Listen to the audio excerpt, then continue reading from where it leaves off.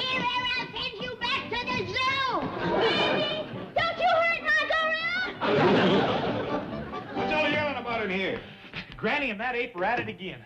I thought I told you to call the zoo to come get that thing. Well, I did. They said they had to fetch along a bunch of police and tranquilizer guns and stuff. He is a stout rascal. Come on. Aha!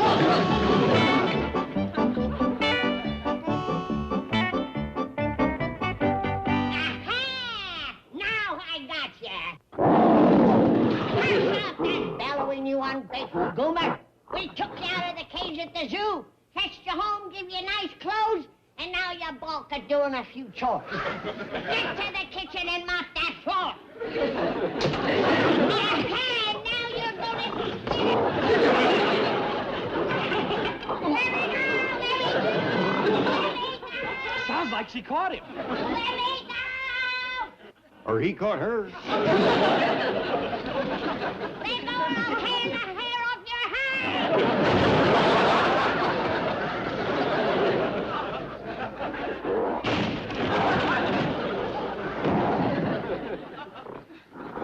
Had enough.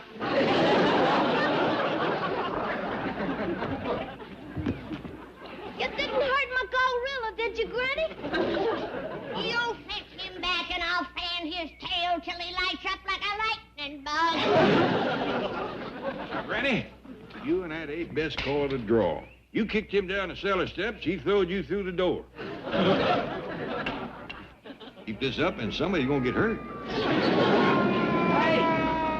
Here comes 3 cars full of police. Oh, they're fixing to shoot my gorilla. Fetch the shotgun, I'll hold them off. Police use tranquilizer guns to calm him down. Let's see, can we get him to take a shot at Granny? Whose side are you on? Follow me, everybody. I say we is well rid of that bad-tempered varmint. Well, I got to admit he ain't as much fun as Herby. Yeah, that first gorilla Mr. Drysdale sent over was a dandy. Yeah, I'll say. Well, he was chopping wood and, Washing and ironing. And looking after my credit. and digging taters. He did take the chores real good. Please, Pa, let's get Herby back. Yeah, let's get him back. All right, I'll call Mr. Drysdale. You heard me, Herby. You're going back to the Clampetts. No thanks, Mr. Drysdale. What do you mean, no thanks? Why'd you bring the gorilla suit? To show you the damage from the last visit. These hands used to be the same color as that face. Oh, what did that? Granny's Lysol. Well, don't wash your hands. That's from washing clothes. Oh, a little shoe polish will fix it. Now, come on. No thanks. That suit's too hot. And Jethro made me chop 2 cords of wood, dig 5 bushels of potatoes, and haul a whole acre of... Tommy, boy, that's good for you. You're putting it on in a few places. Every place but my wallet. Oh, I see. Money towards, eh? How about that? You're whispering. All right. Here's, $200. No thanks. I'll double it for you. You will? Yes. Here. Forget it. Yeah, you're right. Do it for kicks. I've had my kicks. Every time I growled, Granny would lay those big army boots right here.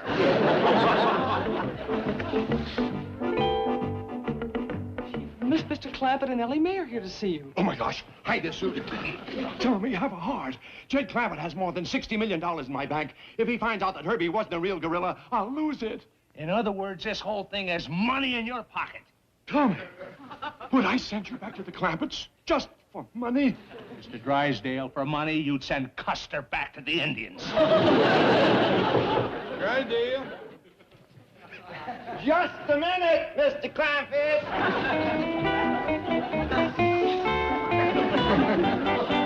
Come in. Come in. Mr. Drysdale. Oh, I'm sorry. I didn't know you had company. It's quite all right, Mr. Clampett. Oh, I want you and your lovely daughter to meet this wonderful gentleman, Mr. Thomas F. Kelly. F for faithful. Never betrays a friend. Howdy, Mr. Kelly. I'm pleased to shake your hand. This here's my daughter, Ellie Mae. Howdy. Hi. Where's Miss Jane? Where did she go? Oh, there she is. Okay, take your coffee break. Well, I didn't see her slip out there. Awfully thin girl. Mr. Kelly, sorry to bust in on you like this. You a banker? No, I'm a gorilla. He means he's in the gorilla business. This is the man who owns Herby. Do tell. Where is he, Mr. Kelly? I'm afraid Herbie's retired. Oh, gee. That's too bad. But we can wake him up. He's retired, sleeping right in here. Wake up, Herbie! There's somebody here to see you. Get ready and come out, you sweet old gorilla. Just a minute, Mr. Drysdale. Oh, now, Tommy, relax. He wants Herbie to get his beauty sleep. As I recollect, looked like he could use some. We haven't made a deal. We will. Greatest guy in the world. One of nature's noblemen, Thomas F. Kelly. F for fair. Wouldn't think of overcharging a friend. Oh, I forgot. I locked it.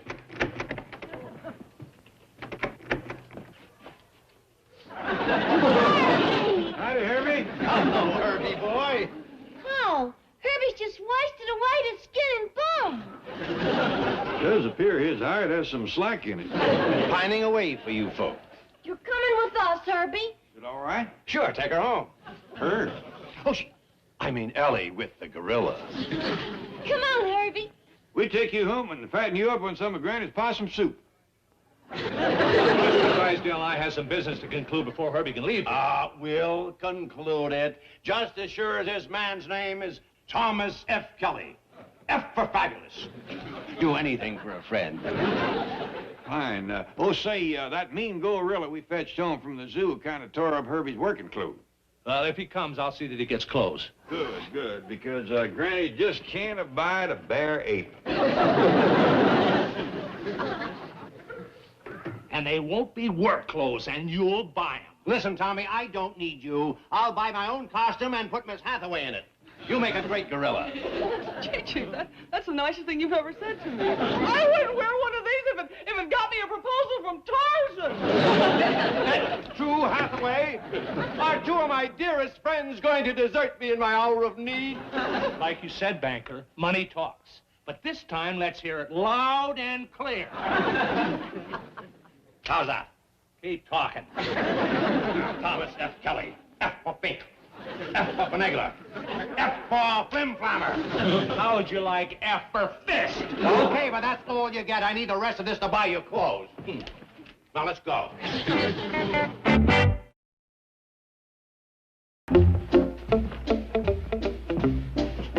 Boy, that gorilla really flung Granny through them doors. He did, for a fact. She must have carried 10 feet on the fly and another 5 on the bounce.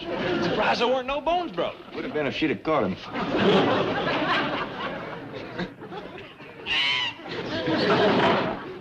Herbie here yet?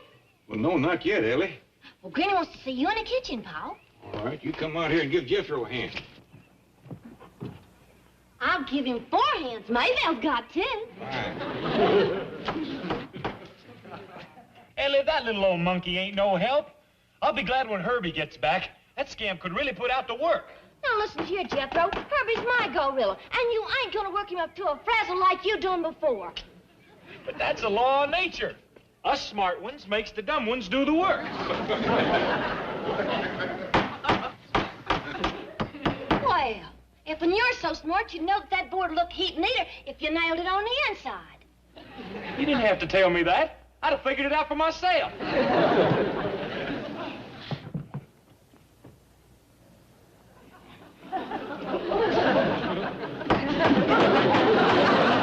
See? I got it up here.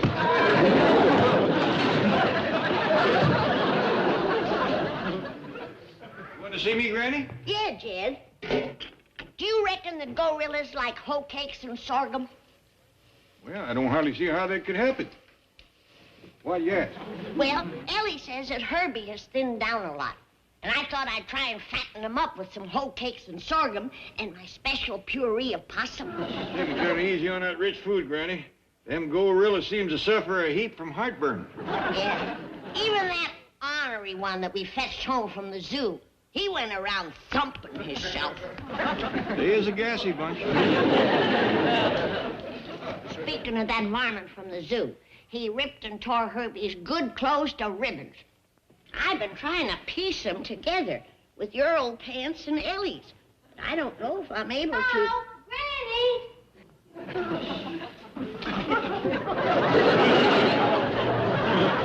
What happened to Jethro? He bonked yourself on the head with that. Again? Ellie, honey, you step outside. I think if I peel off Jethro's pants and sew them onto what I got. Granny, I plumb forgot to tell you, Mr. Drysdale said he was going to get Herbie some clothes before he fetched him over. Oh, fine. I hope they're good, stout work clothes. I got a lot of chores for him to do.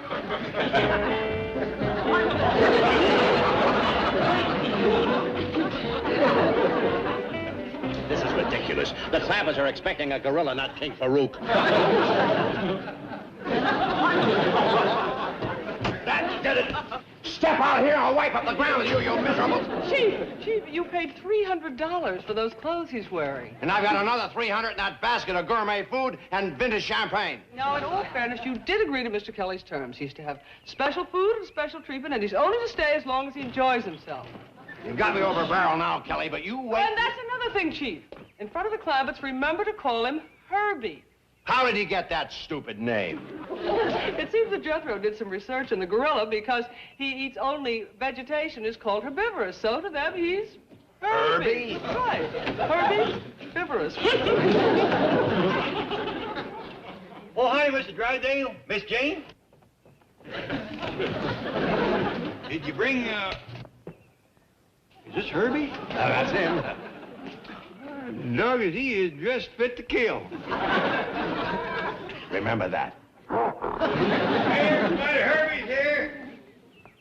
Mr. Clappett, what happened to the door? Oh, Granny and that gorilla from the zoo had a little ruckus. Say, Herbie, that could be your first job, helping me to fix a door. What's this? Oh, that's a list of things Mr. Kelly, Herbie doesn't like to do. Where's Herbie? Herbie, don't you look grand? Why, you ain't skinny no more. Hey, he does appear to have fleshed out some since we've seen him at the office. Well, you see, Herbie just had a tremendous meal. Well, if it's grass and leaves again, he ain't fat. He's just bilious. Granny. Well, you wait and see. We'll be up all night with him walking the floor while he thumps himself. Granny's got a special treat for you. Whole cake, sorghum, and pureed possum. Herbie's on a special diet. Mr. Kelly sent along a hamper of food. Oh, let me give you a hand. Who's Mr. Kelly?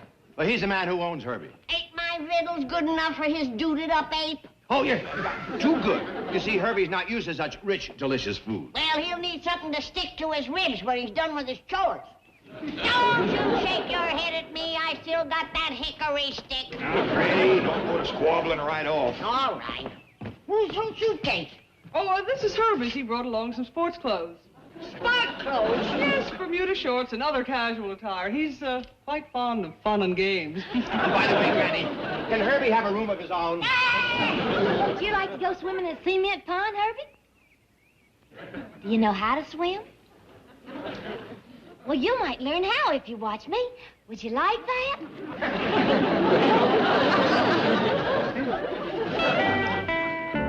You seen anything of Herbie? Ain't he upstairs in his private boudoir? I'm looking for him to do a little painting on the front door. You ain't gonna get no work out of that playboy ape. Did you get a good look at the duds he's wearing? It wasn't exactly work clothes.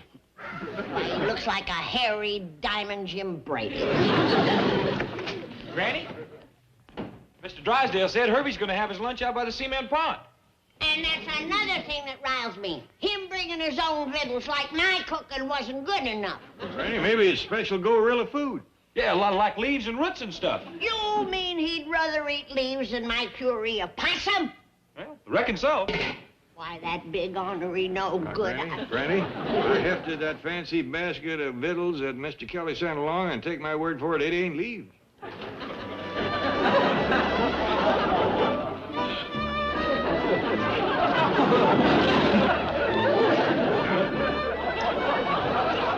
It's F. Kelly, F for freeloader. Look at this, caviar, broiled snails, pickled mushrooms, aged camembert cheese, chilled crab, vintage champagne. There's no use getting upset. You've only yourself to blame for this. Yes, you're right. I should have left you in the gorilla suit. I'm not big enough. Well, you would be after this $300 snack. Look at that Kelly. Herbie. Herbie, sure. Disgusting.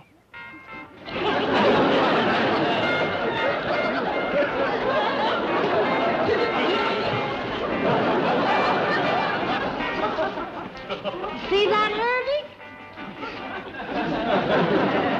That's sweet. So are you. You want me to swim some more?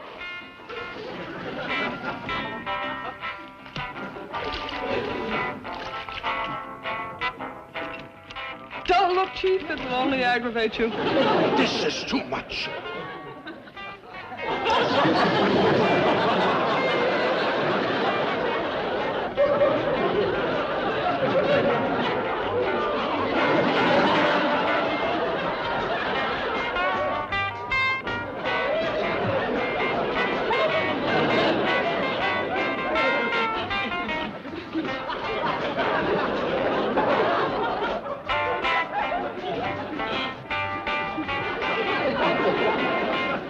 I wonder what the sentence would be for murdering a gorilla. Now, Chief, there's a man in that suit.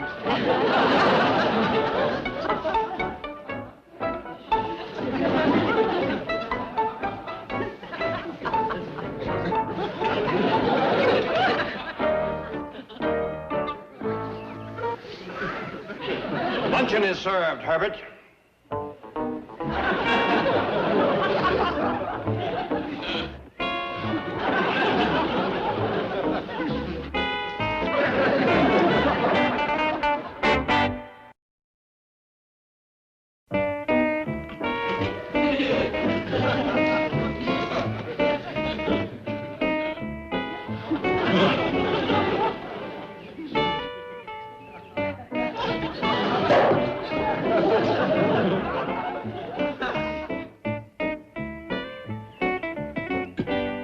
Howdy, Paul. Ellie Mae, I don't want you drinking none of that gassed-up cider. Let's go in the house.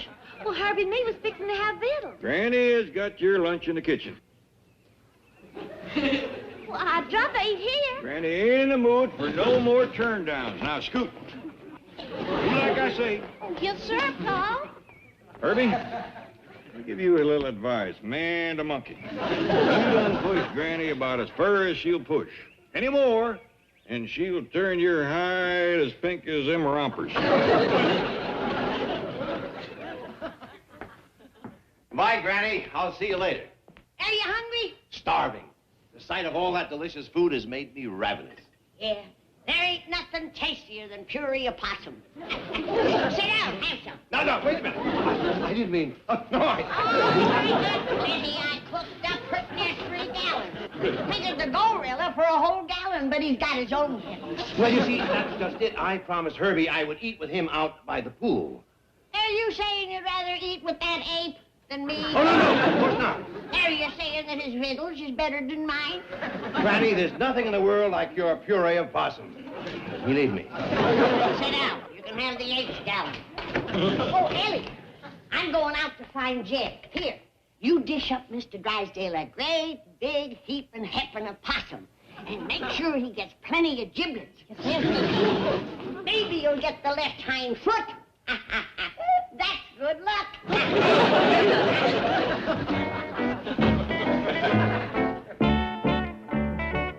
Jed, come in and sit to the table with Mr. Drysdale. We'll let that stuck-up gorilla eat by himself. Now, Granny, before you go to bad-mouthing Herbie anymore, there's something you ought to know. Now, Mr. Kelly that owns him has got to take a lot of the blame. What you mean? He buys some fancy clothes. Yeah, but he sure skimps on the victuals. You wouldn't believe what he's got that poor ape eating. What?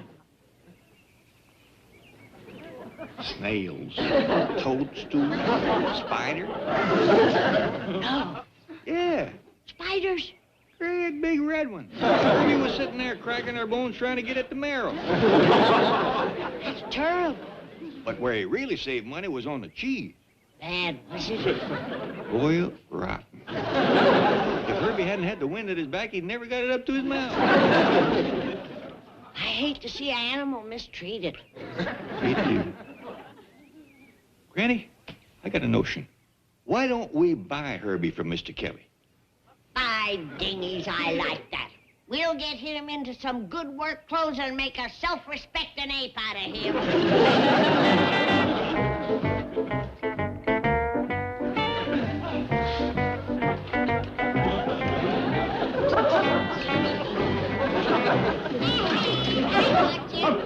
Don't deny it. You were sneaking back for seconds.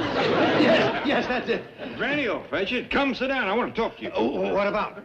Well, could you bring that Mr. Kelly over? Mr. Kelly? Yeah, I want to talk to him about buying Herby. I don't think he'd sell. He's really wrapped up in that gorilla. You just get him here. I'll talk to him.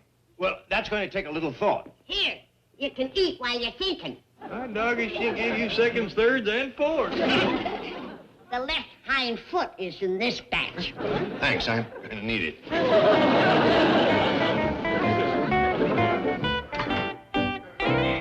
own 34. Leads his flank to the right. Coil split to the left. There's the snap. Pitch goes back. Now, listen, Kelly, we've got a problem. Don't shush me, fatso. While you were gorging yourself on caviar and crab, I had to choke down your gallon of possum puree. Well, at least I can get rid of the taste. What's the big problem? The problem is Jed Clampett wants to talk to Tom Kelly.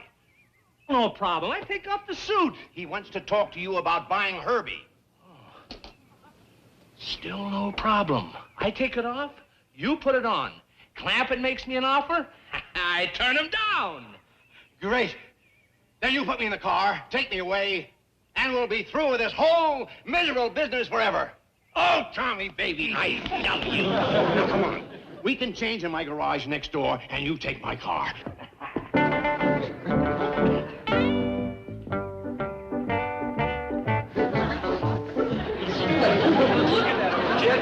We're doing all the work, and that lazy good-for-nothing ape is strutting around like a movie star. Things is going to change, Jethro. I'm fixing to buy that rascal. Herby? Quick as he's ours, we'll break him of them bad habits. Well, here's Mr. Kelly now. Howdy. Hello, Mr. Clampett. Mr. Drysdale said you wanted to see me. That's right. This here is Granny. Howdy. My nephew, Jethro. Howdy. Of course, you know Herby. Sure.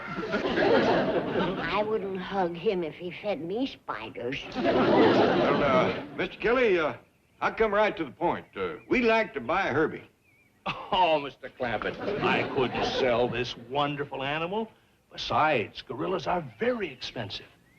How expensive? Oh, I'd have to charge you $10,000 for this fine animal. I'll pay it. 10,000? Cash are on the barrelhead. If there is more than that there, just keep the change. So. Well, Herby, you got a good home. And good diddles. Yeah, and chores to do. Here, get to work. Hey, I'm in here.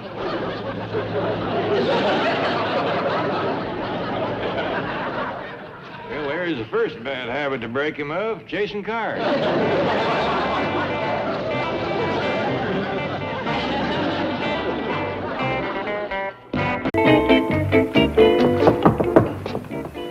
Chief, aren't you coming in? No, I'll wait in the car and run over my speech. Yes, sir. Friends of television land. Well, howdy there, Miss Jane. Come on in. Thank you, Ellie. Is your father ready? Oh, yes, ma'am. He'll be right down. Hey, is Paul sure enough going to be on television? Oh, indeed he is, along with Mr. Drysdale, Mr. Brewster, and one of the richest oil sheiks in the world. Don't forget to wave to us, Jed. All right, Granny. We'll be watching for you on the TV set. Well, now, don't get your hopes up. They ain't likely to show much of me when they got important folk like that Sheik fella. Ain't that right, Miss Jean? Oh, on the contrary, Mr. Clampett, your meeting with the sheik will be the high point of the telecast. How come? It will be the meeting between two oil kings, East and West. Hey, Uncle Jed. Uncle Jed, we're going to be watching you on television. Yeah, I know, boy. Well, when you make your speech, hold this up. I ain't gonna be making no speeches nor holding up no signs. Come on, Miss Jean.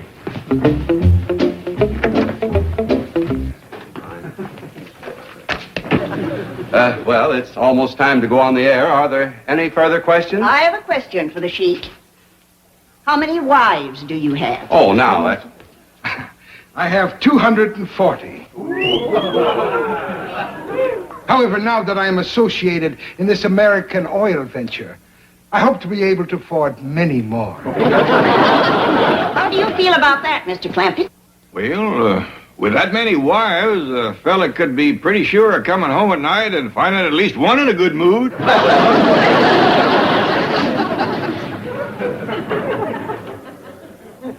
Please accept this for your wife. Well, thanks just the same, Mr. Sheik, but I ain't got no wife. Not even one? Well, Mr. Clampett is a widower, Your Highness. Ah. Excuse me, gentlemen. 30 seconds we're on the air. Would you mind taking your places? Thank you, ladies and gentlemen. Thank you very much. Well, John, kind of hold my speech till last.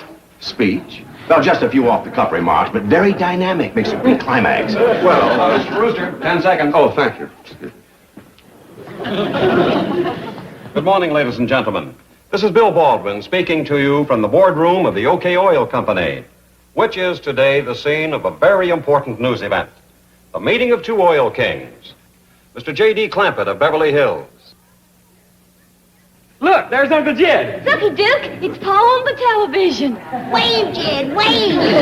The ruler of that desert kingdom of Tahir, Sheik Ali bin Abed. Who's that goomer? That there's the Sheik. How come he's wearing bedclothes? Them ain't bedclothes, them Sheik's clothes. And so, ladies and gentlemen, we hope that you've enjoyed this,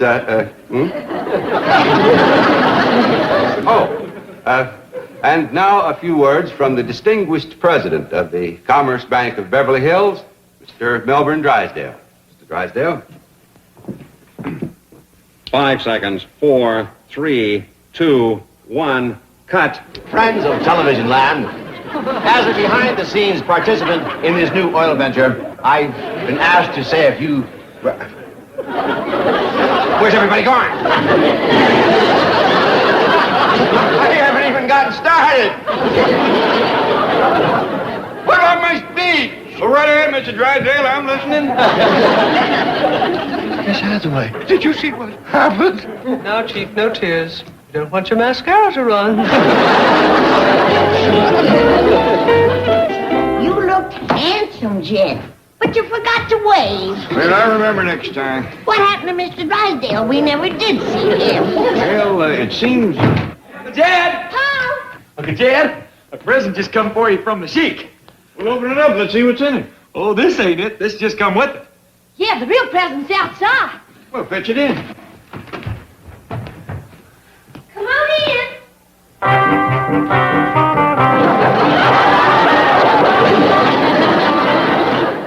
In the Sam Hill. The man that brung them by said that they were some of the Sheik's favorite dancing girls. Yeah, he wants you to have them for wives. Why? Now, fetch him back, boy. I can't take a present like that. Oh, wait a minute, Uncle Jed. Well, let's talk about it first. Yeah. Well, at least look them over before you go return. Stop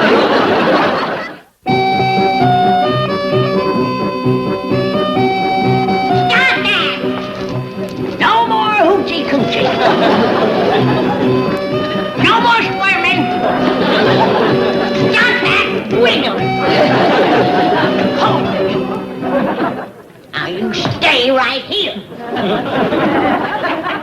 Ellie, let's go upstairs and get some clothes for them. I thought I told you to get to the kitchen. I like it better in here. Let's get some decent clothes for them girls. You can see plumb through them flimsy things they're wearing. Yes, indeed.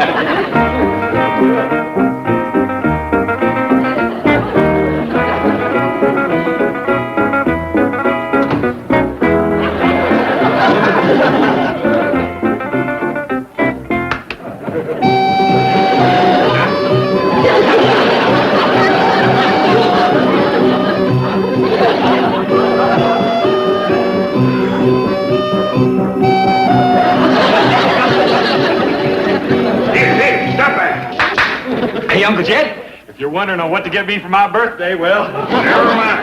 Now, girls, I couldn't catch up to the fellow that brung you, but don't worry. I'll see you get back to your Sheik. You, Sheik, we belong you now. Oh, no, you don't belong to me. Hey, Uncle Jed, don't go fighting with your wives right off. She ain't my wife. Now, I got Mr. Drysdale on the telephone. You gonna give them to him? No way. Well, then can I have them? Of course not. Can I have half of them? What's the matter with you? In this country, you can only have one wife. Oh, thank you, Uncle Jed. I'll get Mr. Drysdale on the telephone. I'll see these girls get back to Sheik Ahmed. Sheik Ahmed? We not please you, great Sheik? Oh, yeah, you're dandy girls, but I ain't no sheik. I can learn you, Uncle Jed. You just get Mr. Drysdale. Yes, sir. Now, girls, I think the best... We please you. Hold on. None of that. Just a second, Mr. Drysdale. Hey, Uncle Jed. Yeah, I'll take it in the parlor. You keep them in here. Yes, sir, Uncle Jed. I thought so. Now you're gonna get it. Oh, wait a minute, Granny. I'm just doing what Uncle Jed told me. You think I'm gonna swallow that? You're going to the woodshed. But, Granny, I'm supposed to... You're supposed to do what I tell you to do. Well, no, sir, Mr. Drysdale, I don't want to hurt the sheik's feelings, but I can't keep this present he gave me. It's a bunch of girls. No, sir, not pearls, girls. It's a real live girl. Now, Oh, wait a minute. Hold on, just a... Mr. Drysdale, you better get over here right away and bring Mr. Brewster with you. I don't know what these girls got in mind, but I got a feeling it ain't strictly legal.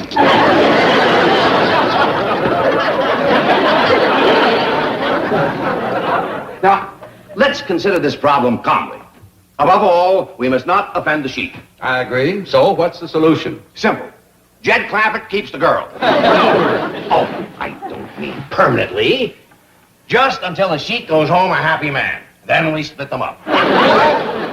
There's a real shortage of domestic help, John. Those girls work for nothing. You can't be serious. Listen, this deal can mean millions to my bank. This deal can mean millions to my oil company, too. Good. Then we agree. No, we don't. Now, I think you'd better let me handle this.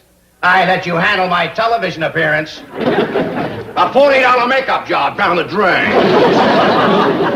Sorry to keep you waiting, fellas, but I figured I better change into my good clothes if we're going to confab with the sheik. Yes, we were just discussing how to handle him. I'll handle him for you. I'll learn that rascal to run around wearing bedclothes and giving away girls. Oh, Granny, please.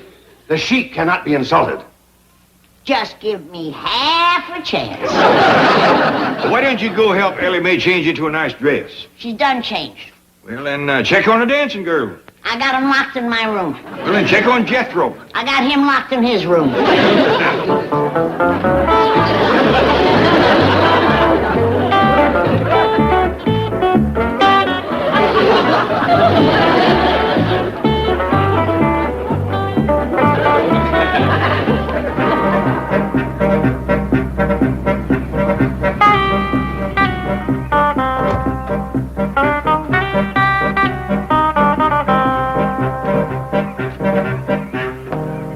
You're Sheik Ahmed. I seen you on television with my Uncle Jed. Oh, you must be the nephew of my great and good friend. Oh, yes, sir.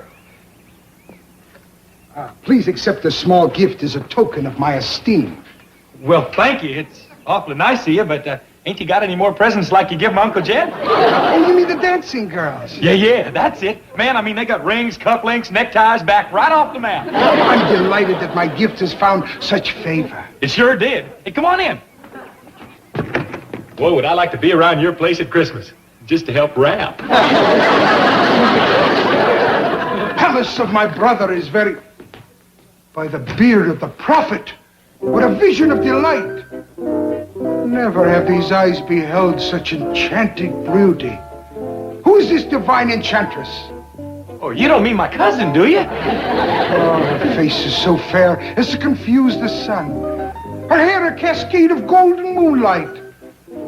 Her eyes, twin pools of rapture. Who's he talking about, Jethro? Dogged if I know. Oh, I speak of you, princess of the heavens, moon of my delight, oasis of my desire. Jethro, you better go get Pa and Granny. You go fetch him. I'm supposed to be locked in my room.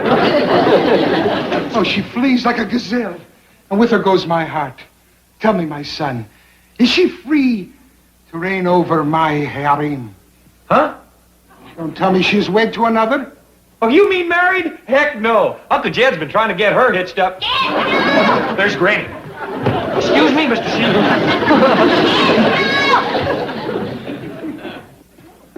So it's you. If you're looking for them girls, I got them up in my room. Ah, then you are the keeper of the harem.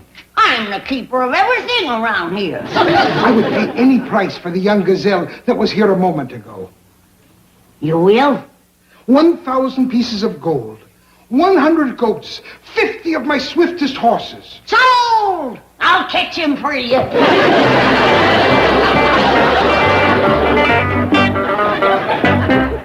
Papa, Sheik's here. Is he in a good mood? Oh, he sure is, Mr. Drysdale. You see, fellas, now let's not blow this deal. Let's send him away happy. Mr. Drysdale, I cannot keep them girls. But, Milburn, I handled the oil negotiation with the Sheik successfully. I'm sure I can handle this. Thank you, Mr. Brewster. You do the talking. Now, Ellie, you let them girls out of Granny's room and fetch them down to the parlor when I call you. Yes, sir, Papa. Now, wait a minute. What about Granny? Don't worry about Granny. I just seen her headed for the cement farm. Jethro! Where are you, honey? Don't be scared. I won't hurt you. Granny's got some good news for you. You have? Yes, I have. I've arranged for a little trip for you. Where to? That country where the sheik lives. Hot dog! Thank you, Granny. I can't do it. I can't do it. You're a terrible aggravation to me, but I still love you. Huh? You're my kith and my kin, and I can't sell you, even for 100 goats. Mr. Clampett has asked me to speak for him, Your Highness, because the magnificence of your gift has left him speechless with gratitude. However, the custom of his country demands that he present you with a gift of equal value. And since he has no such gift, he must return the 4 lovely maidens, even though his heart bleeds with anguish. Ellie Mae!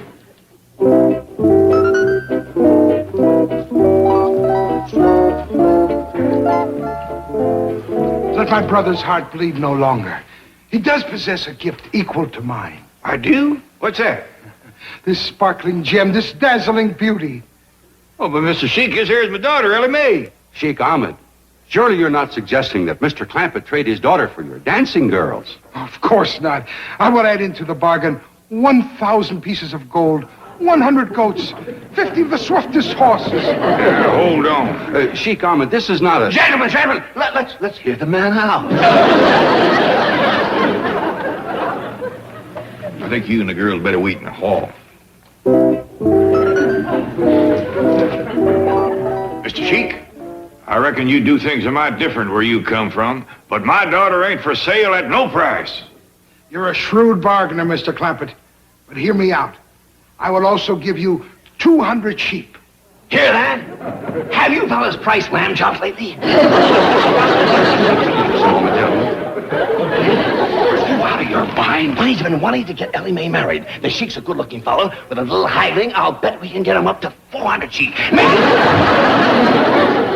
This is better, my friend. Now we can bargain man to man. Mr. Sheik, I don't think you quite realize what you're asking me to do. Oh, on the contrary. I've sold many daughters.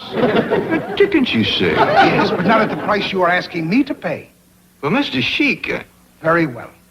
200 goats and my royal camel. Your royal what? Camel. You're not acquainted with this remarkable creature? The ship of the desert? No, sir, but even if you offered me... Mr. Sheik, I'm afraid the deal is off. I can't sell this boy. You was wanting to buy Jethro, too? Oh, no. Only your daughter, Ellie Mae. But I will give you 10 extra goats for the little harem keeper. What? 100 goats for him and only 10 for me. Bed sheet wearing sand crawler. Let me at him. I'll give him a knuckle sand.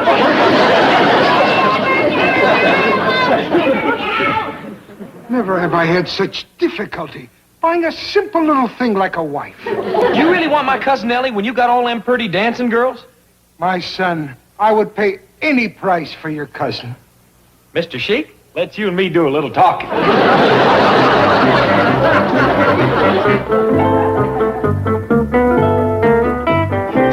Would you listen to me? I did what you said. I came back to the office, and all of a sudden it hit me. The Sheik probably fell for Ellie Mae because she's blonde and American.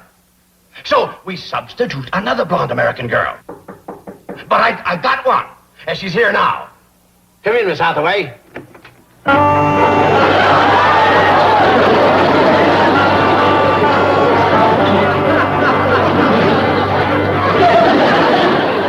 I demand to know the reason for this ridiculous masquerade. Never mind, forget it. Hello, John. It's back to the drawing board. The man's a nut. Mr. Brewster, the Sheik's done run off with Jethro and Ellie. What? They's gone, he's gone, and his car is gone. Dead! Dead! Here I am, Granny. What's the trouble? The Sheik stole your family, that's the trouble. And he didn't even leave as much as one goat to pay for them. Now, Granny, the Sheik's still here. He is? Yeah, I just seen him from my bedroom window. He's down by the cement pond, him and his dancing girl.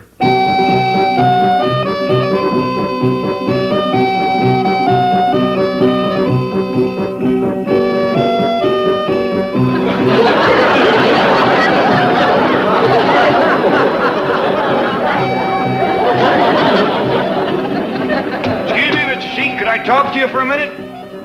Is it real important, Uncle Jed? I'm awful busy. Jethro. It's Sheik Jethro. I'm telling you, this is the life. Where is Sheik Ahmed? What are you doing here with all this stuff and all these dancing girls? He gave them to me. It's part of the deal. What deal? I sold him Ellie Mae. You what? Man, did I drive a bargain. For one old girl cousin, I got all these jewels, these pillows, this pipe, plus a goat, a horse, a royal camel, and 15 dancing girls. 15? Well, yeah, these is just a down payment. You girls come along with me. Come on. Hey, wait a minute, Uncle Jed. Hey, listen. Wait a minute, Uncle Jed, listen. You can pick yourself 4 out of the next batch. Boy, the minute you get a good thing, everybody wants in on it.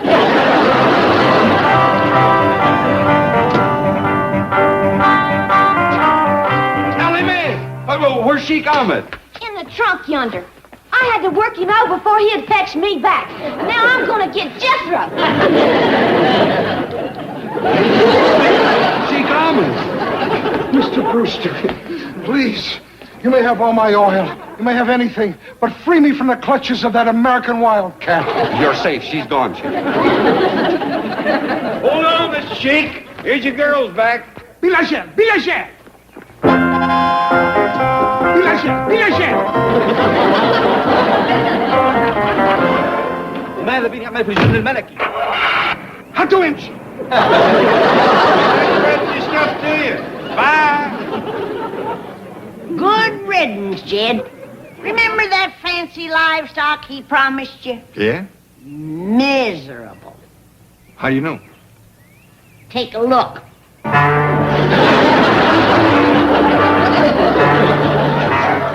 Ain't that the saddest looking horse you ever seen?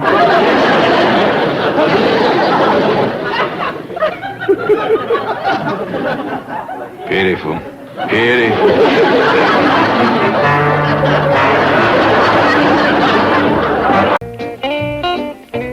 I declare, Ellie, that's the purtiest bunch of feed sacks Pearl ever sent us. Sure is, Granny. They ain't a family in Beverly Hills gonna have fancier underwear than us. The main thing about feed sacks is knowing how long to boil them. You gotta boil out the printing, but not the color. I'd say these are done to a turn. Hot dog, how soon can I eat? They ain't for eating, they for wearing. Now, Ellie, you dip them out and wring them. Jethro, you come outside and pick out your pattern. Oh, pattern for what? New drawers.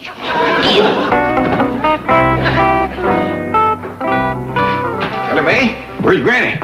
Oh, she's out back hanging up clothes, pal. My doggers, I'm pleased to see you taking an interest in kitchen work. Well, thank you, pal. Excuse me.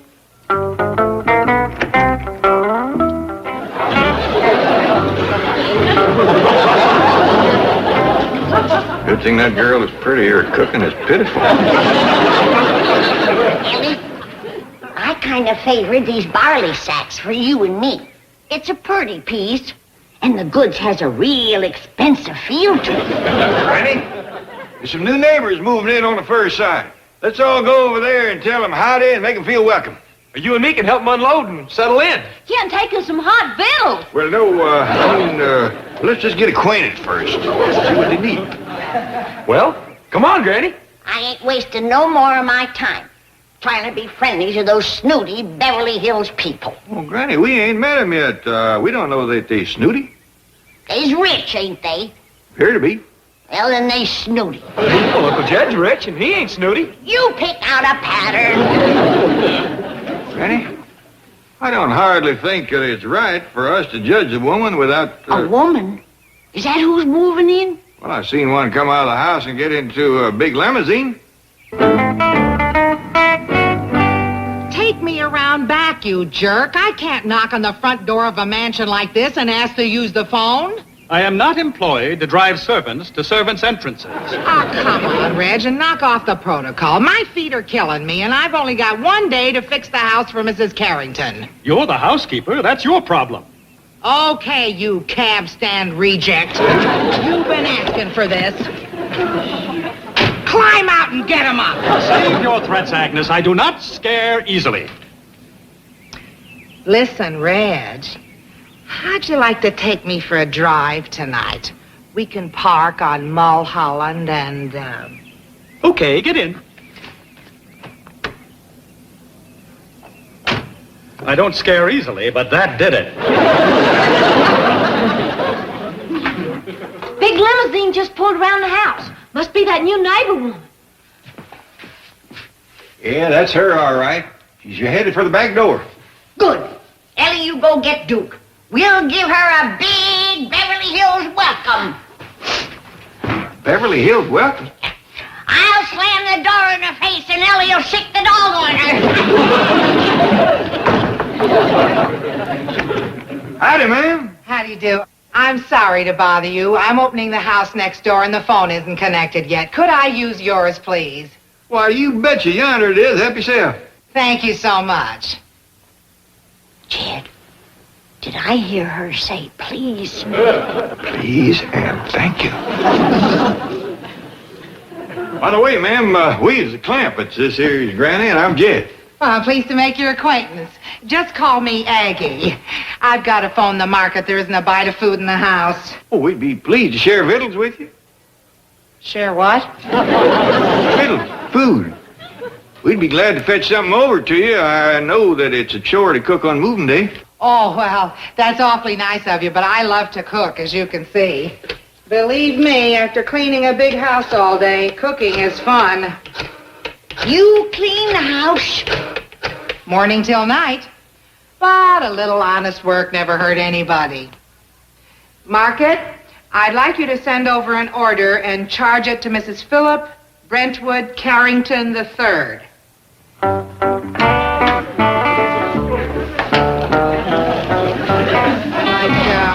2 loaves of white bread. Ready?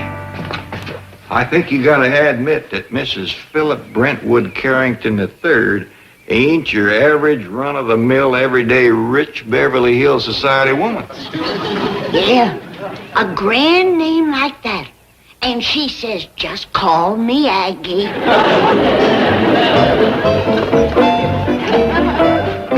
Morning, Jethro. Greetings, dear boy. Howdy. Oh, why so glum? I was hoping the new neighbor'd have a pretty maid, but I didn't see one. Jethro, did I hear you say something about a new neighbor? Yes, sir, Mr. Drysdale. She's just settling in. The moving man told me her name was Mrs. Philip Brentwood Carrington III. Carrington. Carrington. See, that name rings a bell. Jethro, if you are lonesome for feminine companionship, come to my place this evening. Do you have a pretty maid? I got it. Carrington. Mrs. Philip B., widow, financial rating AAA, between 23 and 24. So young. What young? That's how many millions she's got. Well, how old a woman is she? Who cares? With that kind of money, she's in the prime of her life. Oh, hi, folks. Hello, Mr. Claret. Excuse me a minute. I want to wave goodbye to Miss Carrington. What? Bye, Aggie. Hurry back. That was Mrs. Philip B. Carrington III? Yep, but she asked us to call her Aggie. Awful nice woman.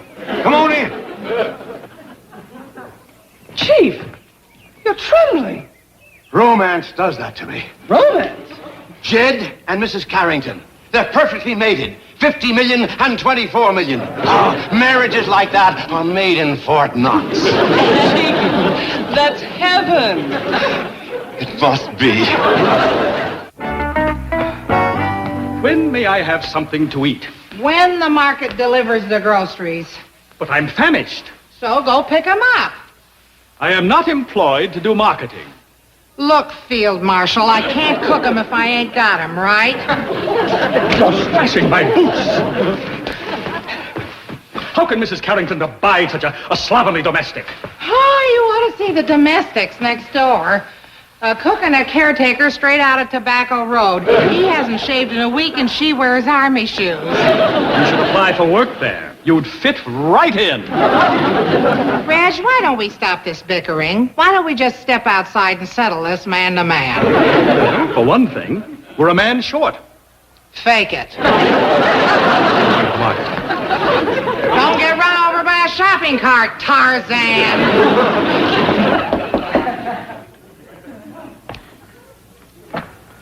Howdy, Aggie. Granny, come on in. Thank you. Did your groceries come yet? No, the chauffeur just went to pick them up. Well, I brought you a little treat. Some clam chowder. Clam chowder? No, Clem. He was our goat. Got mean and I made soup out of him.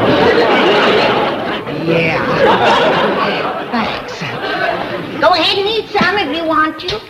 No. I'll wait for the chauffeur. He's hungry, too. Fine woman, Aggie. I like you. Well, thank you, Granny. Come on and sit down. No. You're busy with your scrubbing. Can I help you? Oh, no. No, I'll get it done. Come on right over here and sit down.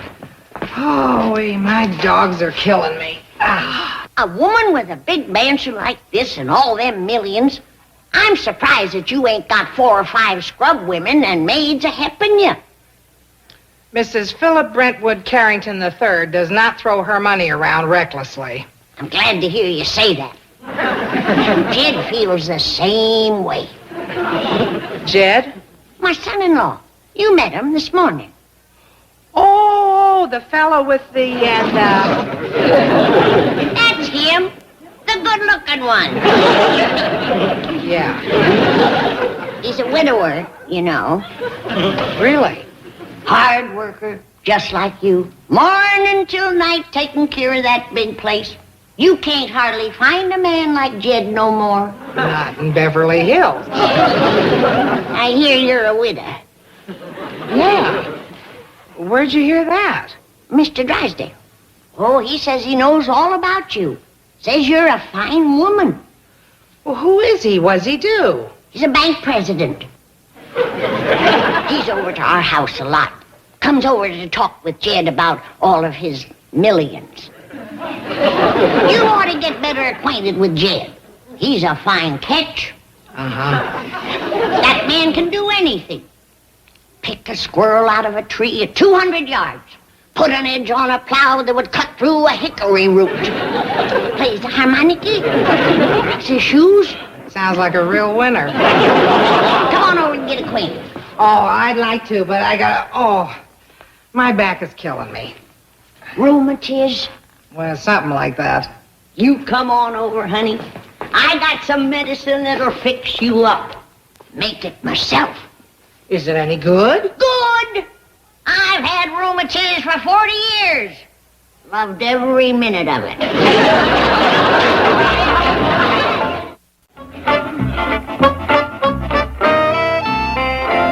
Well, Miss Hathaway, what's the news? How is that flaming romance coming along? What flaming romance? Jed Clampett and Mrs. Carrington. We've got to keep that affair at white heat. Chief, she came over to use the telephone. Right. and we mustn't let it cool down.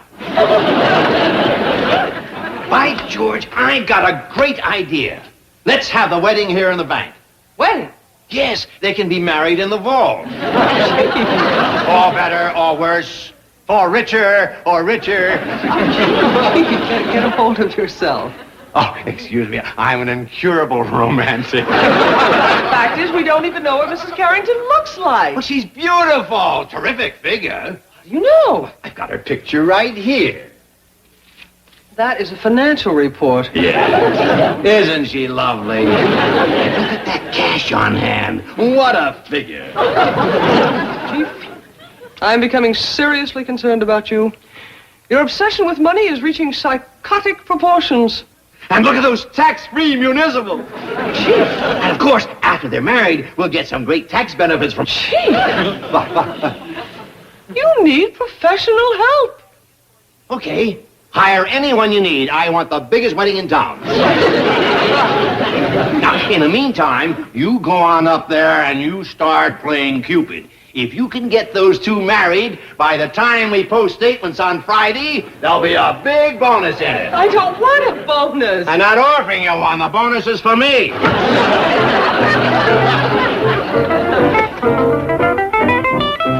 What are you doing here? You're supposed to be up there promoting the romance of the century. I would hardly call the mercenary matching of Mr. Clampett and Mrs. Carrington romance. No. Well, what's your idea of romance? Romeo and Juliet, Tristan and Isolde, Venus and Adonis, Heloise and Abelard. Baloney. I'll bet Clampett and Carrington have got more money than all of them put together. Oh, this is getting worse.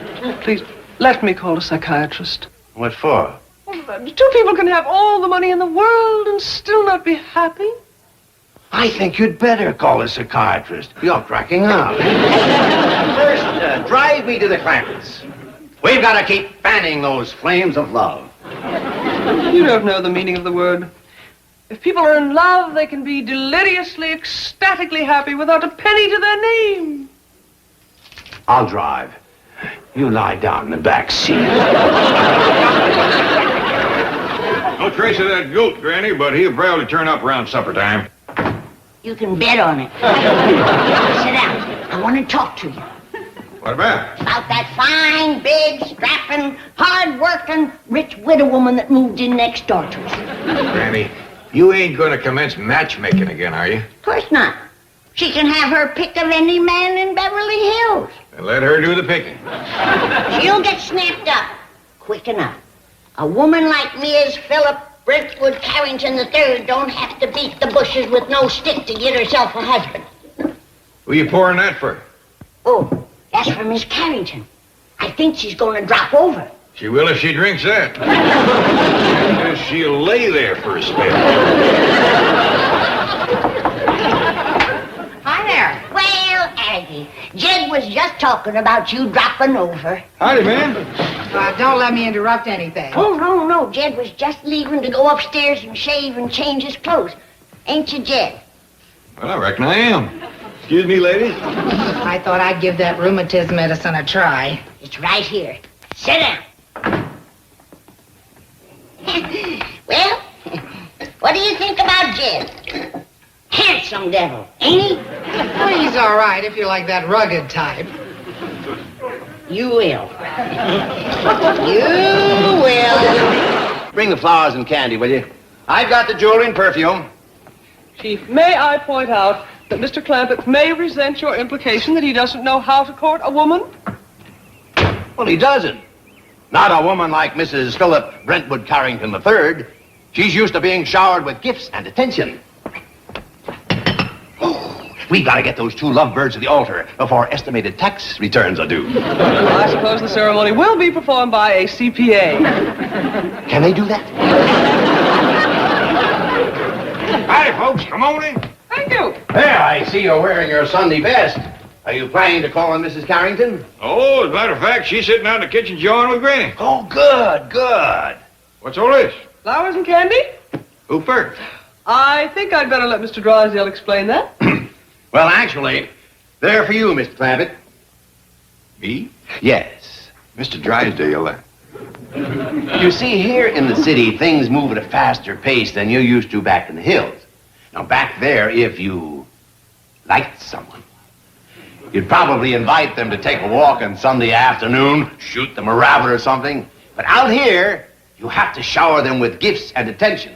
Now, in addition to the flowers and candy, I've taken the liberty of picking this out for you. Beautiful, isn't it? Right. Oh, and some perfume. Mr. Drysdale. Yes.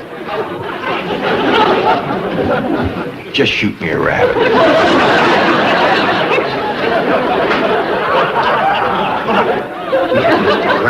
These aren't for you. These are for you to give to Mrs. Carrington. What for? Well, you like her, don't you? Don't know her. Well, let me tell you about her. Oh, what a lovely woman. She's got everything. Wealth, culture, breeding, education, money. Lots of money. Beauty, sophistication. A princess, Mr. Clampett. A veritable princess. How's your back? What back? Oh, mine. Oh, it's great. You know, you're right about this stuff. It makes having rheumatism a ball. Just sip it, honey. Don't gulp. Okay. Now, let's get back to Jed. Would you like to step out with him tonight? No, thanks. Gulp it. Gee, that's beautiful material. That reminds me of Hawaii. I used to have a moo-moo like this. A what? A moo-moo. Go back to sipping, honey. There ain't no cows this color. I tell you, Mr. Clampett, if I weren't a married man, I'd be in that kitchen on my knees, asking that remarkable little woman to be my bride. You talking about Aggie or Granny? I'm talking about Aggie. Why, she was the toast of Europe.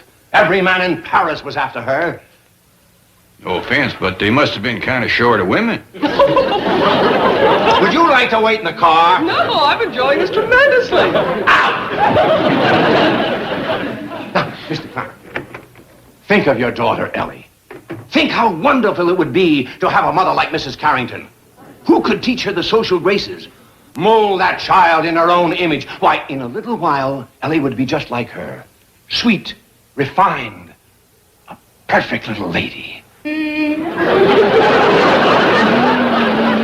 better fetch Jim. You've had enough of this. Get yourself some buttermilk from the icebox. Buttermilk around the icebox.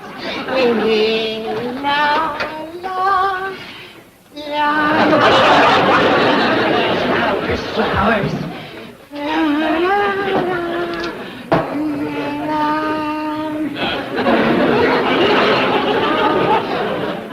Wait. Just give her these. It could be the start of a beautiful account. Courtship. Friendship. Mr. Drysdale, I thought Granny was a matchmaker, but you take the rag off in the bush. Where's Jed? Jed, where are you going? I'm going upstairs and lock myself in my room. It ain't safe to be single around here. But Aggie's waiting for you in the kitchen, and she ain't gonna keep you well.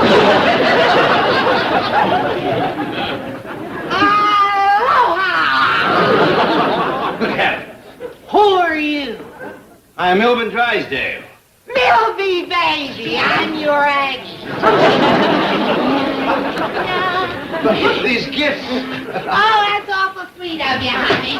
But let's hula. Leave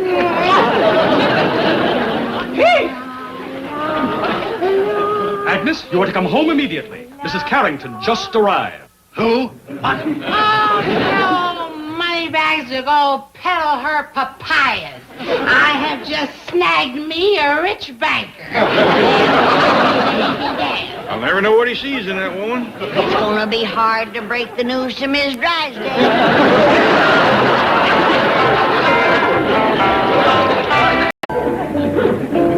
Settle down there. Don't rock the boat. Me. Yeah, Pop. Mr. Drysdale will be here directly to take a sailing on that yacht. I know. That's why I'm getting my critters used to riding on the water. I don't recollect them being invited. I don't care nothing about going naval.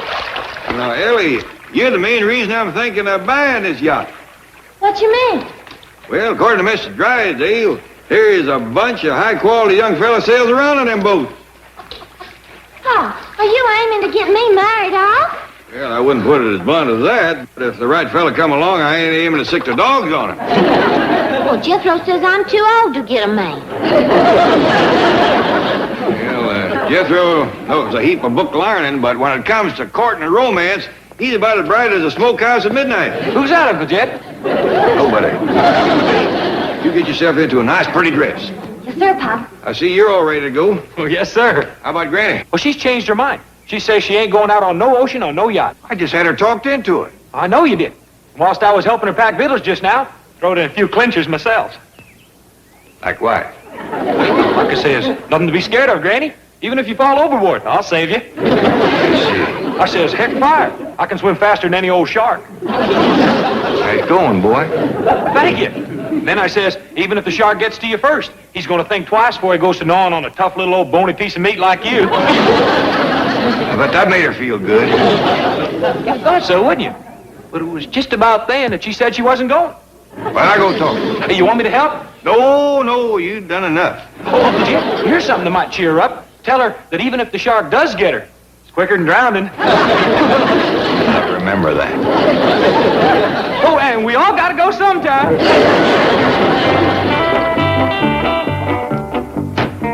Ellie, you ain't going out on that boat, are you? Sure am, Granny. Well, what will you do if you fall off in the ocean? Well, I can swim.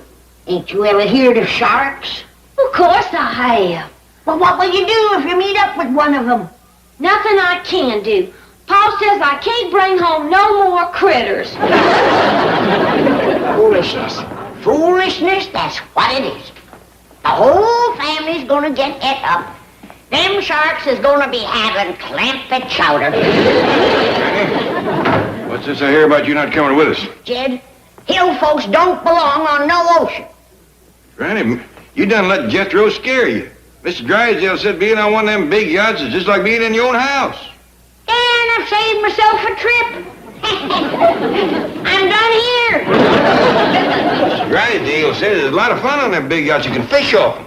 You can fall off them, too. And I ain't aiming to be no snack for no shark. Jethro has got you worried about nothing. I ain't so sure. I've been eating fish for 7 years, and they could be carrying a mighty strong grudge. There, I'm plumb ashamed of you. Jed, I was born on dry land.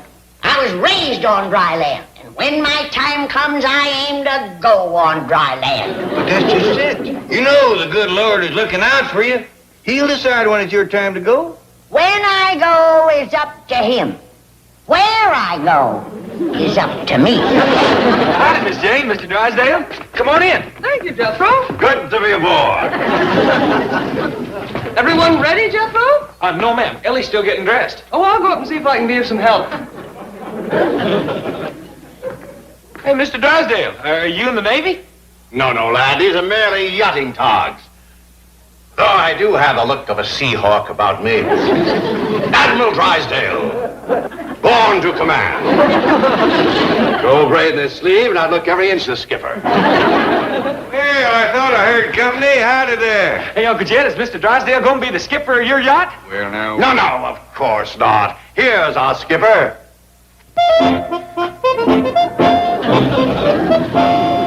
Standing by for orders, sir. Mr. Drysdale, can Uncle Jed wear a fancy uniform like yours? My boy, your Uncle Jed can wear the fanciest uniform money can buy. Hot dog! Hey, Granny! Granny, you gotta change your mind about going to the ocean. I ain't changing nothing but my clothes. Oh, come on, Granny, please. I ain't set a foot out of this house. Hey, you don't have to. I'll tote you. Jethro, put your Granny down. I can't. She's locked onto something. Granny, let go. I ain't letting go till he puts me down. I can't put her down till she lets go. I ain't fair till we get one. Now put her down. she'll get away. Leave go. See, now I gotta catch her again. You're so scarce, boy. Go take a drive. Where to? Anywhere. Hey, can I get your uniform for you? Yeah, you do that. Hey, the fancy one? Sure. Now get it. Now listen to reason, Granny. There's nothing to be frightened of. Come on, Granny. Don't be a fraidy cat. You can coax, plead, and shame-mouth me all you want. I ain't a budger. Why do you have to be so all-fired stubborn? Well, for one thing, I can't get my head out of here.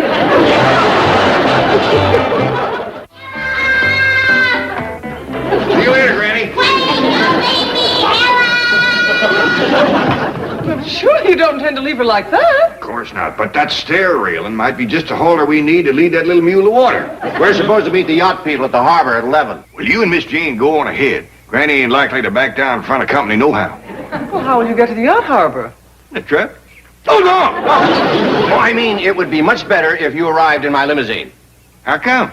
Well, because it's bad luck for the skipper of a yacht to arrive in a truck. Right? Oh, right. It's an old superstition of the sea. Yeah, and you wouldn't want to jinx the ship. Of course not. Fine. Well, my limousine will be standing by. We'll see you at the pier. Number 21. We'll be there quick as Granny gives in.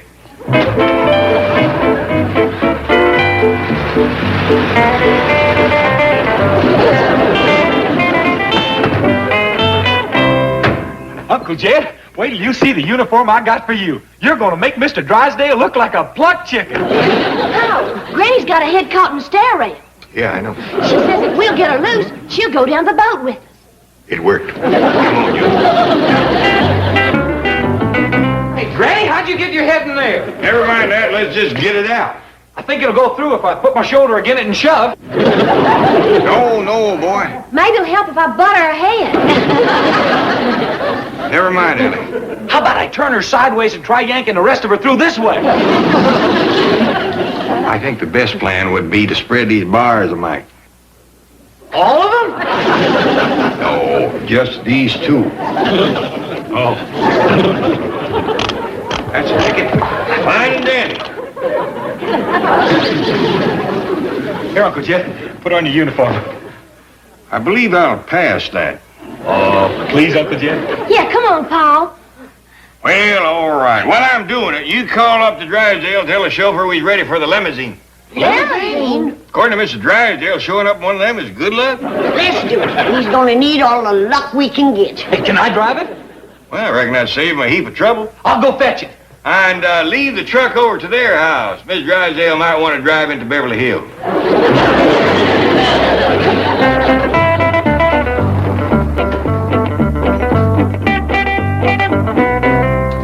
Hey, Jethro, wait till you see Paul in his yacht and get up. Yes, sir.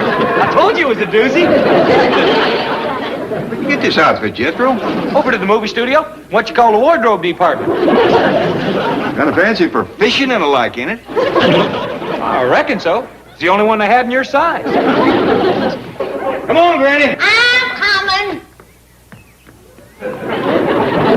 What's this for? One of them sharks swallows me. He's gonna get himself a double-barrel bellyache. Granny, I done told you, ain't no shark gonna go to gnawing on a tough little old bony piece of... Now, let's hop in, everybody. Jethro, reckon you can find that harbor? Yes, sir. All we got to do is take off out that harbor freeway till we see some boats. That sounds reasonable to me. Now, when we get there, we'll be looking for number 21. Yes, sir.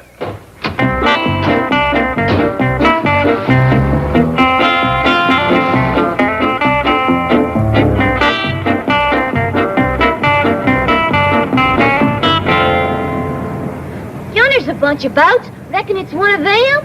Heck no. They's too little. According to Mr. Drysdale, them yachts as big as houses. They better be, or you ain't getting me on one. There ain't any big ones over on that side. Now, them is what you call yachts.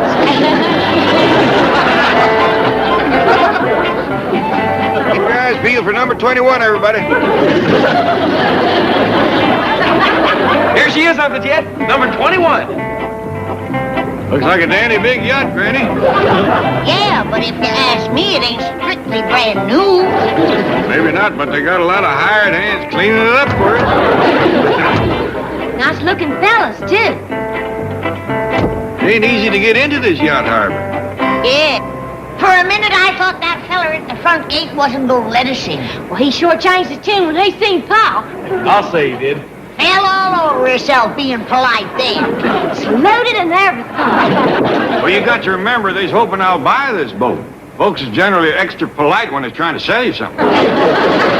Where's Mr. Drysdale and Miss Jane? Why don't you youngins take a look around for 'em? Yes, sir, Pa.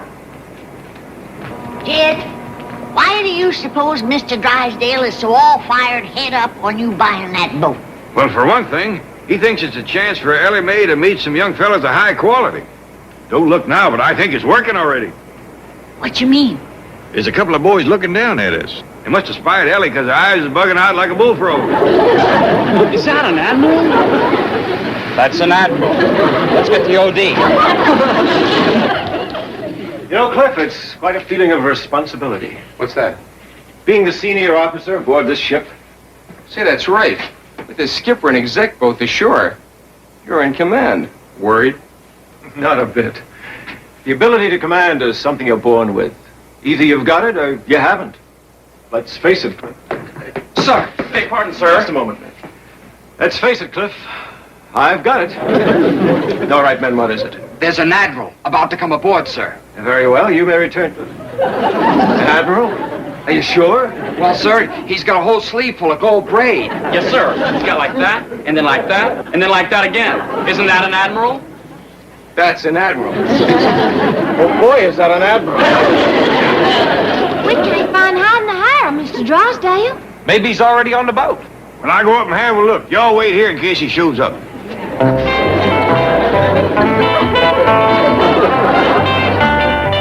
Tell communications to locate the skipper. Alert the crew. Find someone to pipe the admiral aboard. Get 6 men for side boys. Get everything shaped up for inspection. Never mind that. Move! Welcome aboard, sir. This is a great surprise. Honor! Relax, boys. Mr. Drysdale here? Is he supposed to be, sir? Yes, he is. Then he's here, sir. Good, good. Come on up, everybody. Come on, Granny. I've changed my mind. I'm gonna wait in the car. And get round,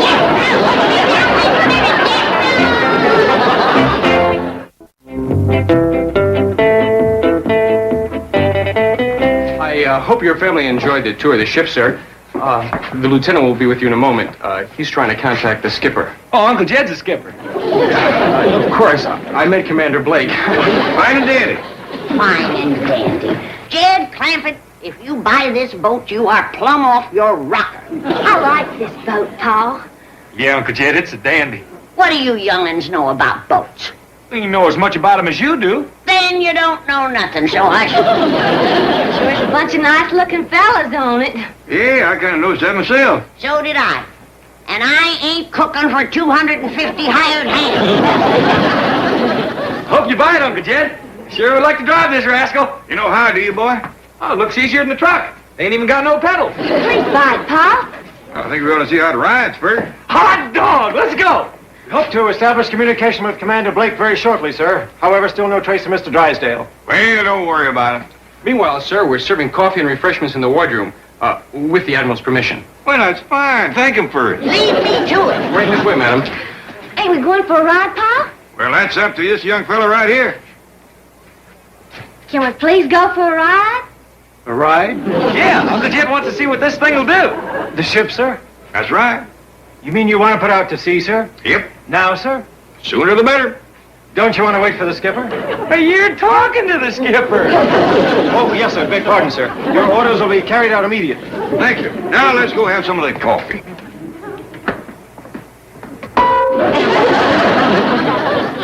Be nice to raise these doorways tonight. Iron kind of dents a fellow's head. Ain't doing that iron no good neither.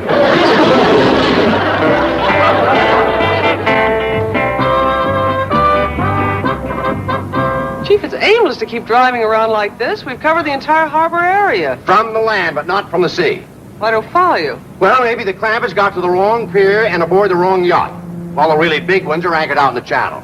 I suppose that is a possibility. Pull over there, where it says speedboats are hired.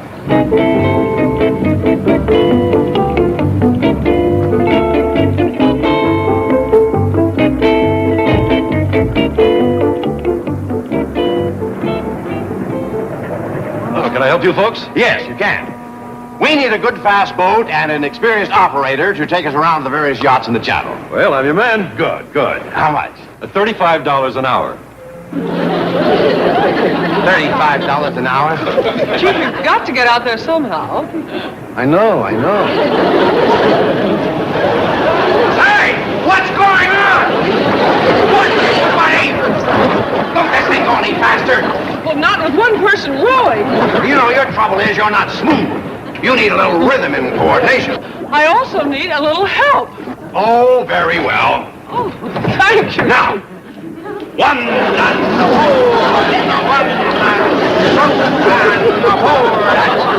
Miss Hathaway, you're not with me. Oh, I wish there were two.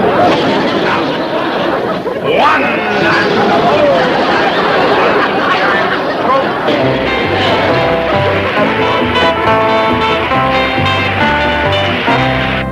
Jed, can I drive now? Oh, it's all right with me, but you'd best ask the fella at the steering wheel there. Thank you. Uncle Jed says I can drive for a spell if it's all right with you.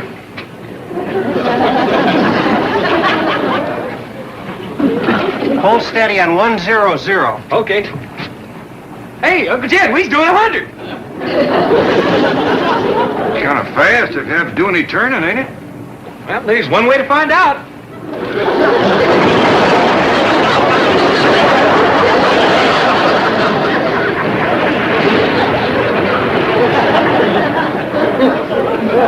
That was a very hazardous maneuver. Thank you. Can I drive some more now? Well, let's let the helmsman take the wheel for a while, huh? Okay. I'll work these levers.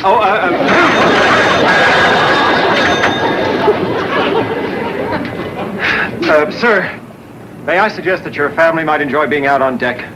Anything going on out there? Well, I could arrange something, sir. Like what? Well, how about a demonstration of our armament system? Firepower capabilities, defense and attack procedures. Sounds all right. Lead the way.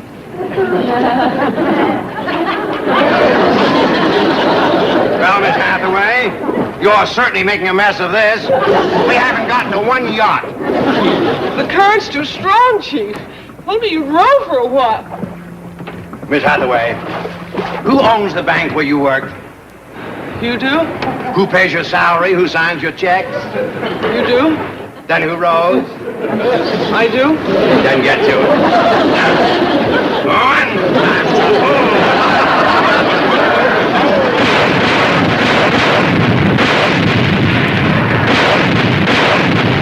Hey, Uncle Jed, you just gotta buy this boat. Why, you and me could do some tall hunting and fishing on this rascal. Them explosions throw that water in the air.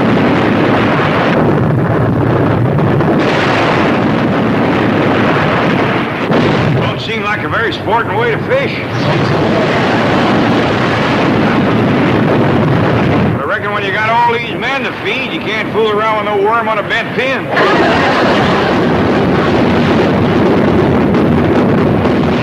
What are they shooting at? High-flying birds, I reckon. I wouldn't want to have to cook them when they get done with them.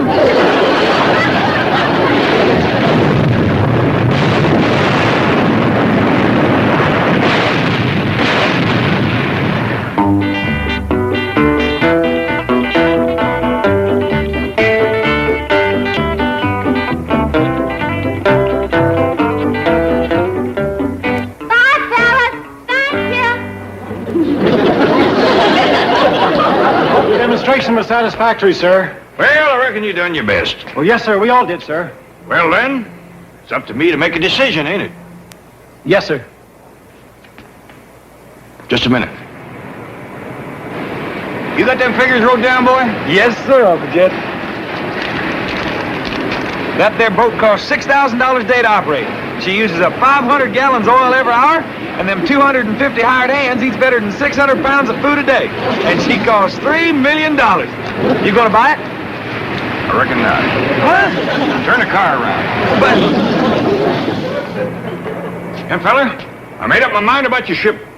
You have, sir? Yep. I'm gonna pass it. He passed us! He passed us!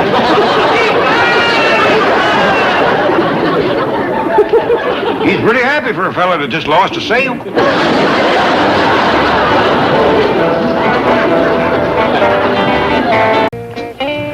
Where are you going, Paul's courting derby? I'm going to pick up my sweetie, that's where. What, sweetie? Miss Drysdale's pretty new maid, Linda Curry. She is crazy mad in love with me. Ho, ho, ho. Well, she is. And when we come back to Spark and Spoon in the parlor, I'd appreciate it if you and Arnie were missing. You couldn't get her in the parlor with a team of mules. Is that so? Well, it just so happens it was her idea. To sit in the parlor with you? That's right. She says that I have got something that none of her other fellas has got.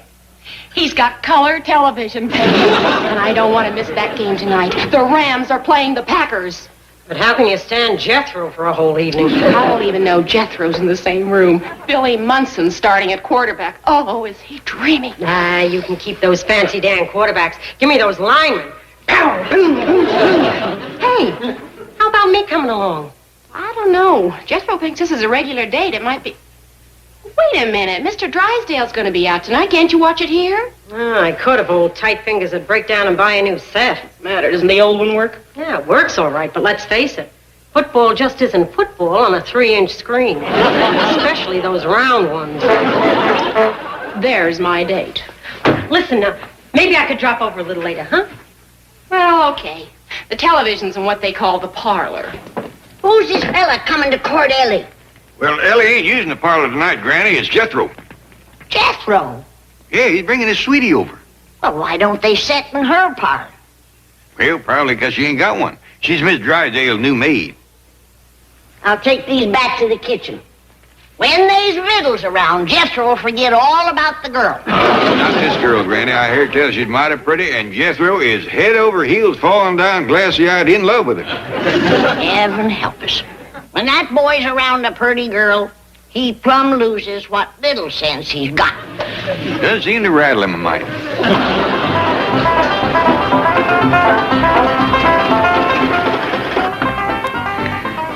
Well, here we are. Let's not waste time out here, Jethro. Lead me to that parlor. Hot dog!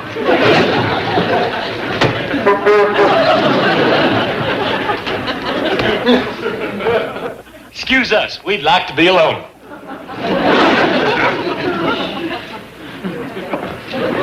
Forgot my girl. See what I mean?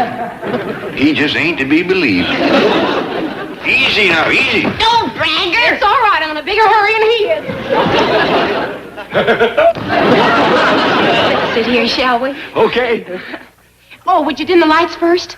Yes, ma'am. Then hurry, Jethro. I will. It's almost time for the game. Well, what game is that? Post office or spin the bottle? Rams and Packers. Well, I don't know much about that one, but if it's got kissing in it, I'll learn it. It's football, Jethro. You want to play football? Oh, no, I just want to watch.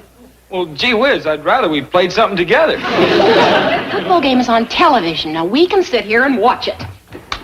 Watch television? Yes. Jed, that girl has been alone in the parlor with Jethro for pretty near an hour. Maybe I better go see if she needs some help. Now, Granny, Jethro's a proper boy. It ain't that. It's to help her stay awake.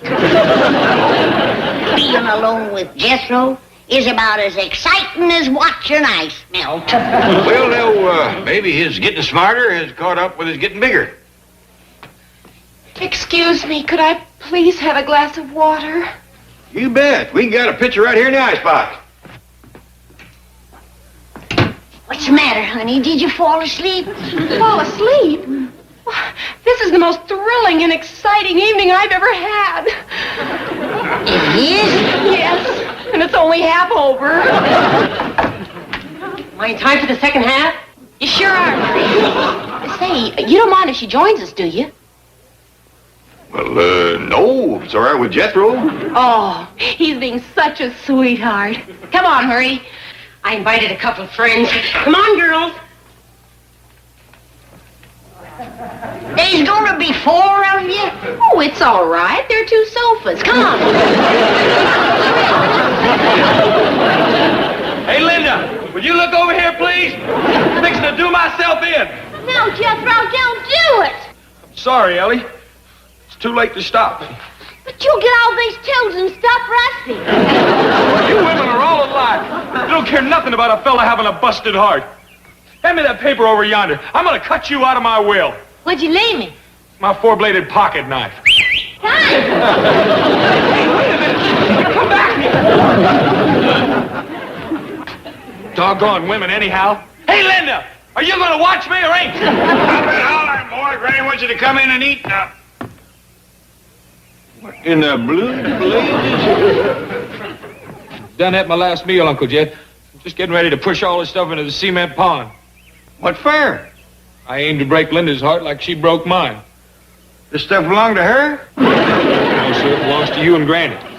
Well, then I don't believe I'd be shoving it in the pond. You don't understand. I'm going to that big courting parlor in the sky. You get this stuff rusty and you're going to that little woodshed out back. Besides, with these ropes tied on, you're going to get pulled in yourself. That's the whole idea. I got nothing to live for. You had 4 women fighting to get in the parlor with you last night and you got nothing to live for? All they wanted to do was watch the football game on television.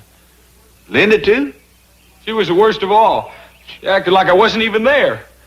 She'll change her tune when I drown myself. Boy, I can hardly wait.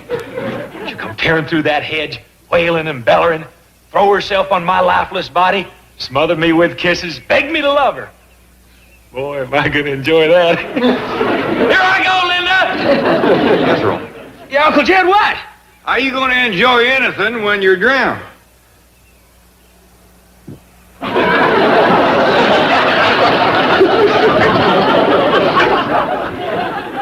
Pretty near made a mistake, didn't I? Doggone it, Uncle Jed, what am I going to do? I'm crazy mad in love with Linda, and all she cares about is football players. Well, then be one. I'll tell you what, Jethro. You get the uniforms, and I'll call Mr. Drysdale. Between him and Miss Jane, they know just about everything. You reckon that'll get Linda to like me? Well, I'd say it's got a better chance than sitting on the bottom of the pond hitched up to a half a ton of scrap iron.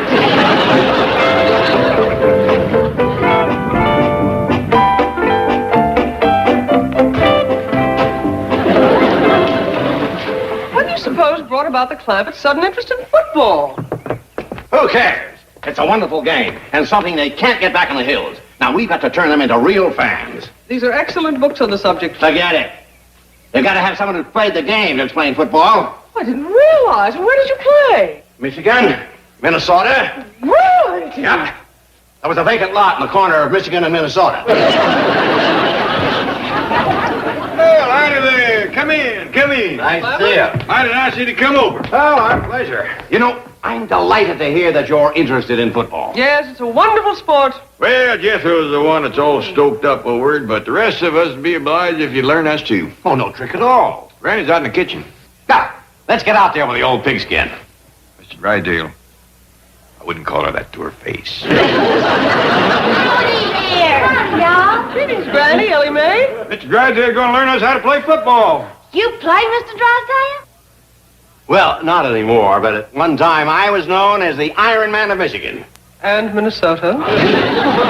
Now, suppose Miss Hathaway is the quarterback. Now, I am the running halfback. Now, slap the old pigskin right in the breadbasket.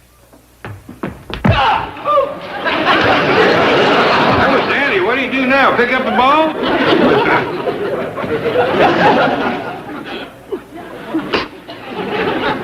Is sacroiliac again? Yes. Get me home quick before Granny tries to doctor me. Hurt your back, Mr. Drysdale? No, I walk this way to keep the rain out of my face. Mr. Drysdale. What? Do you like ice hockey? I love it, but I don't feel like playing right now. But, sir. What? There's a marvelous hockey game on television tonight. color television. So? So I thought maybe you'd like to have a color set. They're dirt cheap right now. They make them in a 3-inch screen? No, but you can get a 21-inch for $400. 400! Oh! That fixed my back. Saved me a doctor bill. How about that color set? Do you really want one? Yes. Okay. You go right ahead and order one. Oh, Mr. Drysdale, I don't know how I'll ever repay you. $10 a week. 27, 63, 49, 27, 23, 38, Jethro. 39, Boy. 42. Jethro! Yeah, Jeff, what?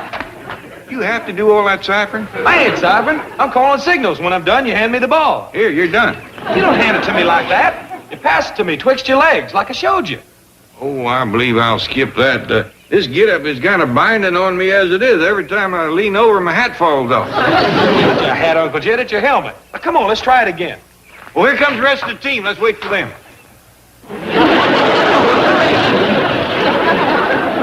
Linda's probably watching. If I let go of these pants, the whole neighborhood will be watching. Speaking of Linda, yonder she comes through the hedge. Hot dog. Now I can show her some fancy running and catching. Uncle Jed, you send her the ball to Granny. Granny, you give it to Ellie. Ellie, you throw it to me when I get down there near Linda.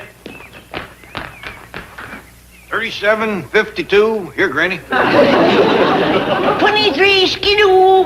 Take it, Ellie. Hey, Linda, watch you catch the ball. Bring it, Ellie! Watch out, boy. You're headed for the wall.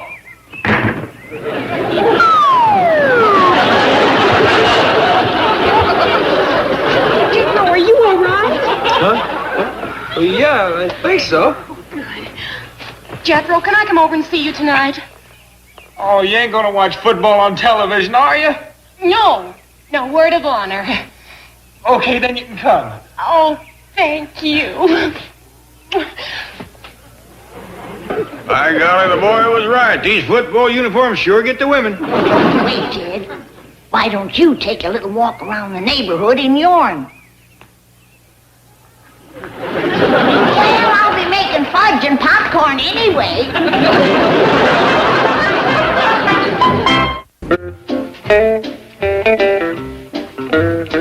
Jed, do you know that Jethro went to pick up that girl wearing his full football get-up?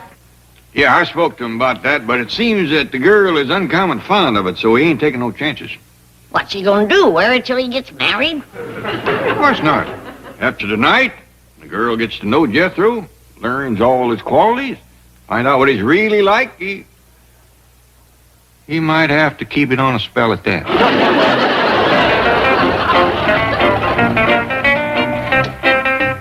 Well, here we are again. Yes. Like me in my uniform, huh? Oh, yes, Jethro. You're really something. Thank you. Before we go in the house, want to take a stroll out there on the front lawn? What have you got in mind? Well, the moon is nice and bright. You can throw me some passes. Oh, well, that's real tempting, Jethro, but let's go right into the parlor. Well, I can't show you much fancy football catching in there. Jethro, like I told you before, I'm not interested in football tonight. Awful sorry. But this won't need this anyhow. No, not tonight.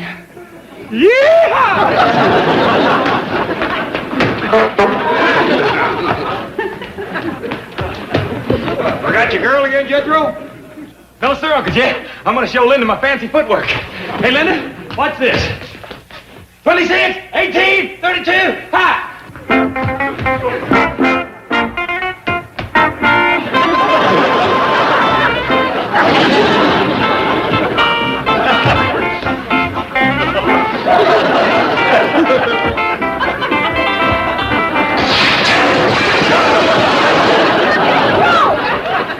Jed, I don't care what Miss Drysdale says. He's got to start courting that girl over to her house. He is acting like he's a few pickles shy of a barrel. You reckon that football hat could be pressing on his brain? I don't hardly see how. Even that city girl's gonna drop him if he don't get them squirrels out of his attic. Couldn't stop and went through the window. But I didn't hurt myself, Bella. Isn't he marvelous? Come on, Jethro, let's get into that parlor.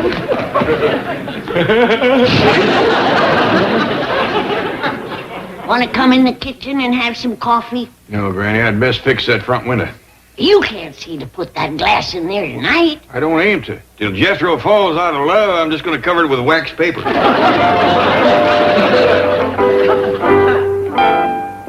Jethro, Granny says to come to breakfast. Don't bother me, Ellie. But you ain't fixing to drown yourself again. Yes, I am. I'd appreciate it if you go over next door and make sure Linda's watching. Okay. Hey, wait a minute. I didn't leave that stuff to you. Then I ain't telling Linda to what.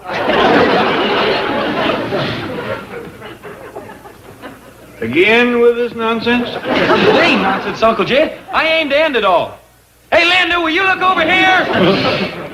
I thought the girl loved you. Well, that's what I thought, till last night. Turns out she loves hockey players. What in tarnation is a hockey player? It's a fellow that goes slipping and sliding on the ice, trying to hit a little old round piece of rubber into a net with a curved stick. And Linda likes that? Just crazy about it. Boy, have you given any serious thought to finding yourself a new girl? No, sir, Uncle Jed. Linda's the only girl I could ever love. Jethro. And if I can't have her, ain't nobody gonna get her. Jethro. Yes, sir, Uncle Jed, what? How is drowning yourself gonna keep somebody else from getting there?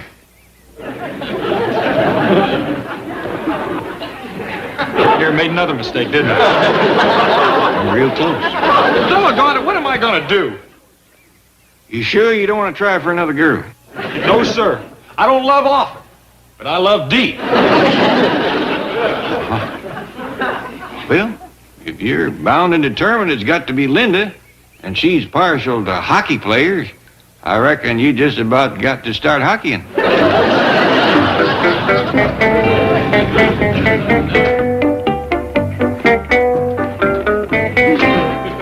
What do you suppose switched the Clampetts from football to ice hockey?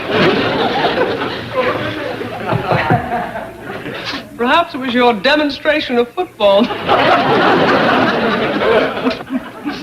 You know, this puck would just about fit in your mouth. Oh, howdy, folks. Come in, come in. I hate to keep bothering you this way. Oh, not at all. Hockey's a fine sport. You'll like it. Well, it's for Jethro again. He's got himself a uniform. Now he needs to learn the game. Forget it, Uncle Jed. What do you mean, forget it? You want the girl to love you, don't you? Not if I have to wear this. But she could hug and kiss me like crazy, and I'd never even know it. Getting sparked in these kind of clothes. But what girl is Jethro referring to? Oh, a pretty little thing named Linda, Miss Drysdale's new maid. What's that about my new maid? Jethro is enamored of her. Oh, no, ma'am. He likes her a heap. It's her that don't care shucks about him. Really? Well, I have a feeling that's going to change. And then he said if I'd be nice to Jethro, he'd get a 25-inch color set and throw that antique with a 3-inch screen away. Thank goodness. These things are killing me. That I haven't agreed to do it yet. You haven't? Nope. Told him I wanted to think it over. Here, put these on while you're thinking. I'll do it, I'll do it. Here, Uncle Jed. What's that? This here's a combination suicide note, last will and testament, and shopping list. Granny wanted me to go to the market, but I got to do myself in while it's still light enough for Linda to see me. Come back here. It's no use, Uncle Jed. There's just no pleasing that girl. One night it's a football player, the next night it's a hockey player. Tonight, who knows? Now, wait a minute. Must have been something she liked about both of them. Think for a minute. Wasn't there anything they'd done alike? Yeah. They both done what you call commercials. Long shot with a limb in the way, but it beats breathing pond water.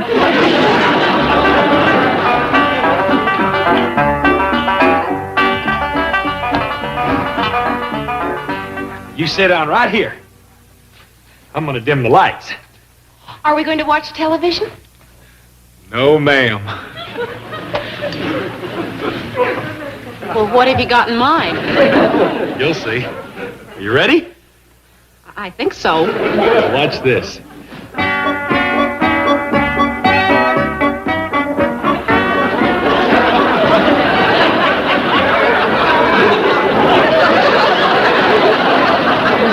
How do you like that? Oh, Jethro, I adore you.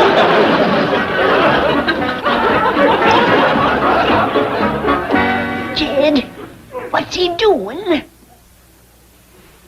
You wouldn't believe me if I told you. But it's working. There.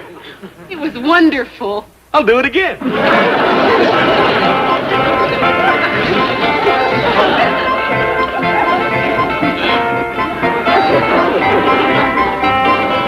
Mighty feud is starting, and you'll see it all tonight. The Clampett clan is fighting mad, their honor's been besmirched.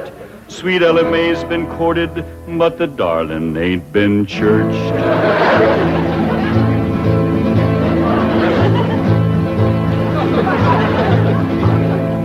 It was young Sonny Drysdale that courted her and fled, and now the Drysdale family will feel hot Clampett lead. 'Cause stranger, you don't trifle with a hillman's daughter fair, or you will face his rifle and he'll deeply part your hair.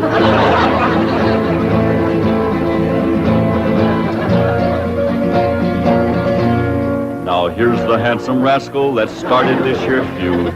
A Harvard, Yale, and Princeton man, a shifty city dude. His game was love and run away, 'cause that's the way he lives. But they don't allow such doings with their female relatives.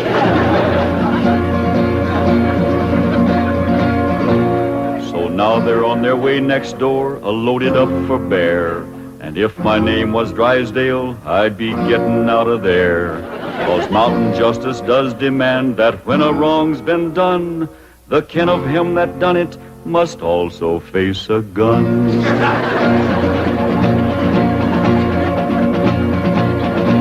Now Sonny noticed Ellie Mae beside the swimming pool, and when he seen her figure, he lost his yin for school. He wrapped himself up in a towel and played upon his lyre, and while he twanged, the songs he sang did set her heart afire.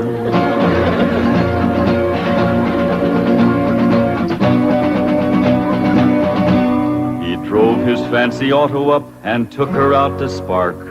And all alone, unchaperoned, he kept her after dark. He took her in the parlor and he taught her to be grand. He showed her how to walk and talk and tried to kiss her hand.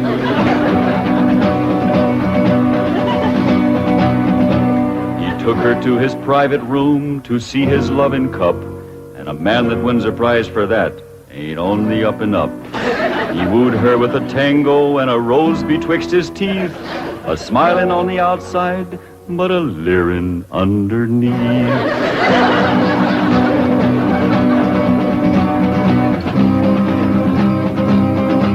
They even had a wedding dance, and he joined in the fling. He brought along his dancing shoes, but didn't bring no ring. The Clampetts was a-planning for a wedding in the Vale, but they was duped. He flew the coop and went running back to Yale.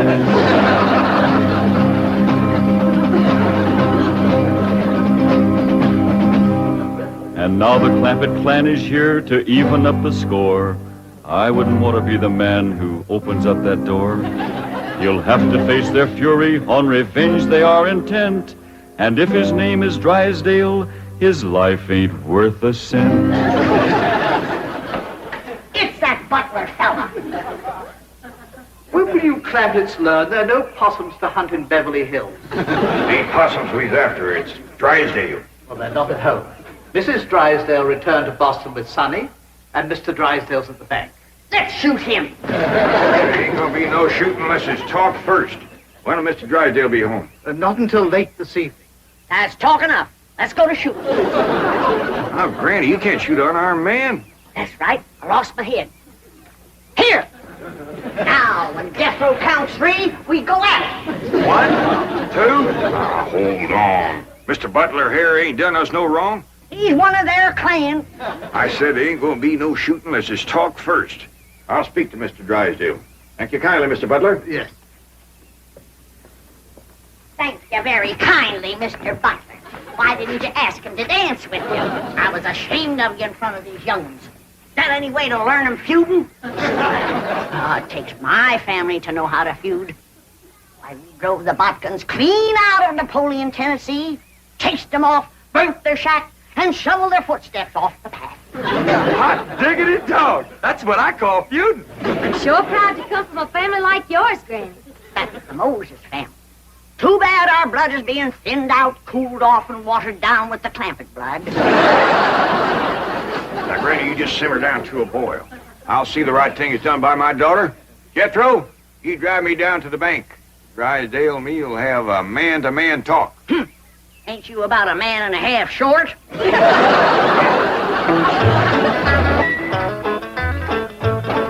Now, you wait here. I'll go and see Mr. Drysdale. You flush him out, Uncle Jed. I'll get him on the run.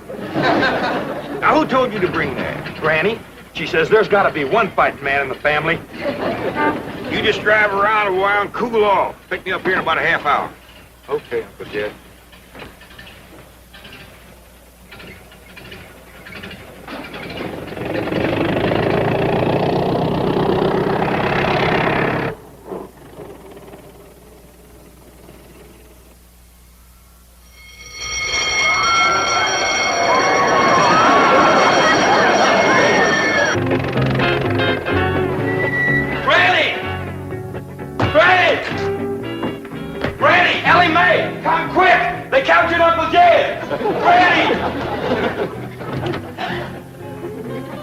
Jethro says they got Paul. Come on, Granny.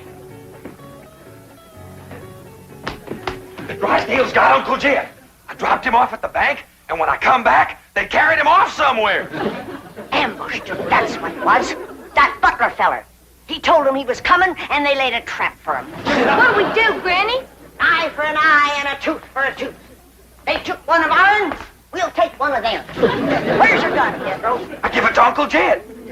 I reckon the Drysdale's got it. We lost the first battle. They took our leader and our best gun. But we ain't lost the feud. Come on. Jeb Stewart says when they think they got you licked, attack!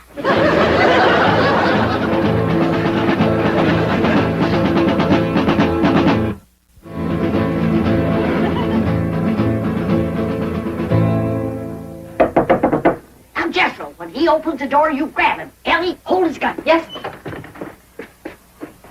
Okay, Granny, let's go. Cut me down. Put her down, Jethro. We don't want her. Who don't? We don't. What's going on? There's a feud going on. You know something, Ellie?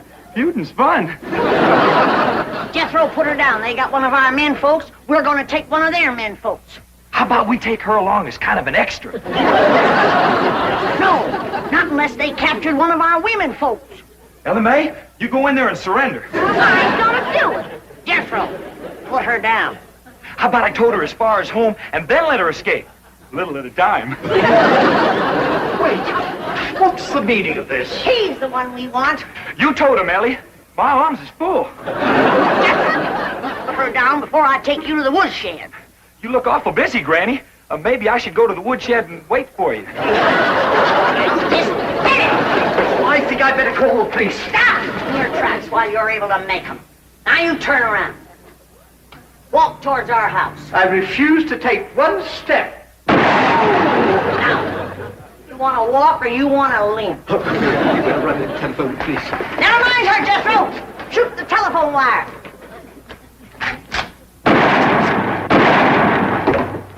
There's what's having your mind on women can do to you. It took you 2 shots to get that wire. Oh, Granny, I got 2 wires.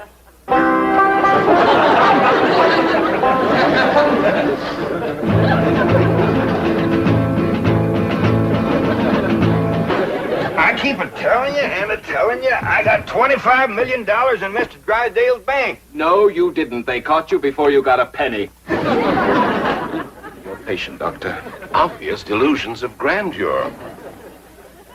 Now, tell me, about this bank attempt, did you have any accomplices?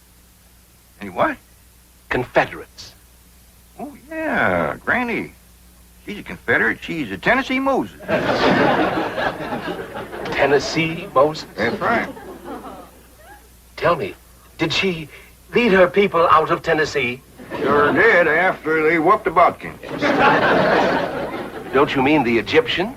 Well, they probably whooped the Egyptians, too, if they got in their way. Granny's folks was fighting fools. They certainly were. They defeated the best fighters Pharaoh had. I don't know about that, but they whooped the best fighters Napoleon had. Napoleon? Doctor, may I? You may not. I'm the one who uncovered this hallucination. Tell me about Napoleon. Yes. You say Granny's folks won that fight? They sure did. Over Napoleon? Oh, yeah, they tromped all over Napoleon. Fabulous. But how were they able to do it? Did they fight with superior weapons? Oh, they fought with bodkin. I see.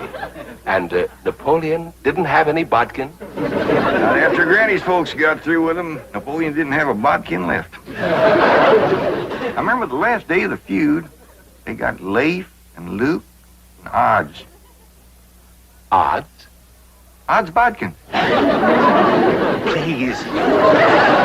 Just for a minute. Perfectly safe to look out through the bars. After all, it's Mr. Clappett. What the? Mr. Drysdale, he sure didn't treat me very good over to your bank. My first visit, too. Let this man out of here. He's got $25 million in my bank. Open this door. Open it. Open it. Oh. Lie down, mister. Lieutenant! Lieutenant! Ellie Mae! Any sign of the enemy yet? Not yet, Granny. All clear. Sound the alarm if you see a Drysdale a-coming. I will, Granny.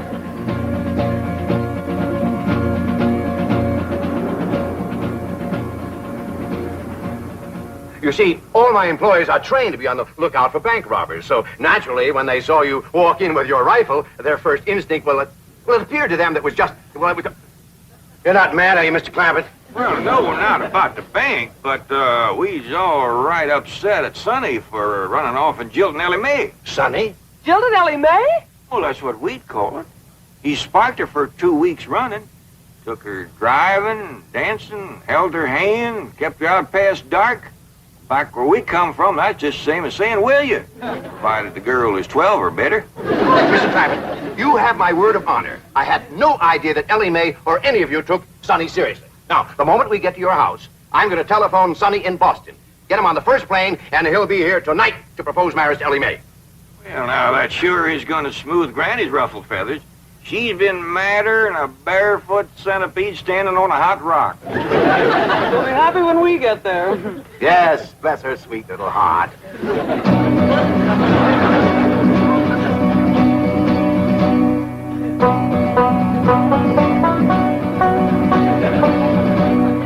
Granny, I see him. They's coming.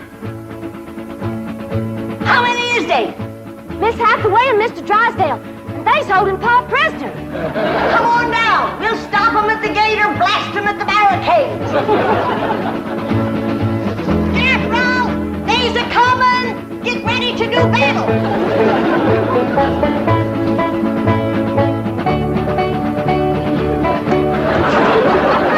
Clear your head in the presence of the stars and bars.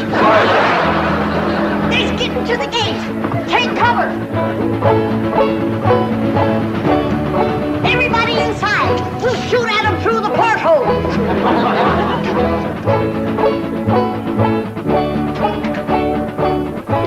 You won't hit Pa, will you, Granny? Don't worry, honey. I can hit a new-laid egg out of the nest without budging the hen. Stop it, kid.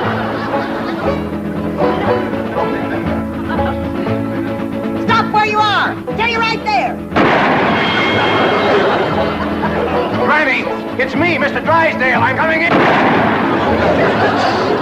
Let's get out of here. That'll learn them Yankees who they're feuding with.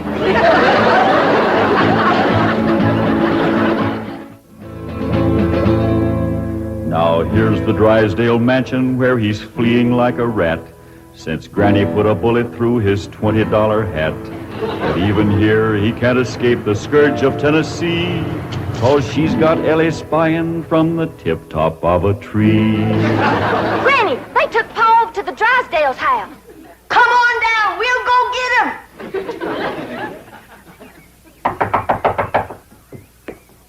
Well, I reckon we'll have to call her on the telephone. When Granny's feuding, she's sometimes hard to reason with. Reckon seeing you with that rifle kind of set her off. But that woman shot at me. Oh, Mr. Drysdale, she shot at your hat.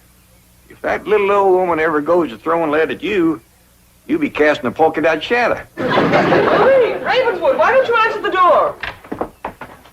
Oh, thank goodness it's you. The Clampetts came and captured Ravenswood. Captured him? Yes. And Jethro picked me up in his arms. He held me and wouldn't put me down. Why? He said he was feuding. Well, now, don't you worry, Marie. We're going to get this whole thing all straightened out. Come on, Jethro. We're going back to the Drysdale's house. Hot diggity dog. That's the part of feuding I like. We're taking you with us, Mr. Butler.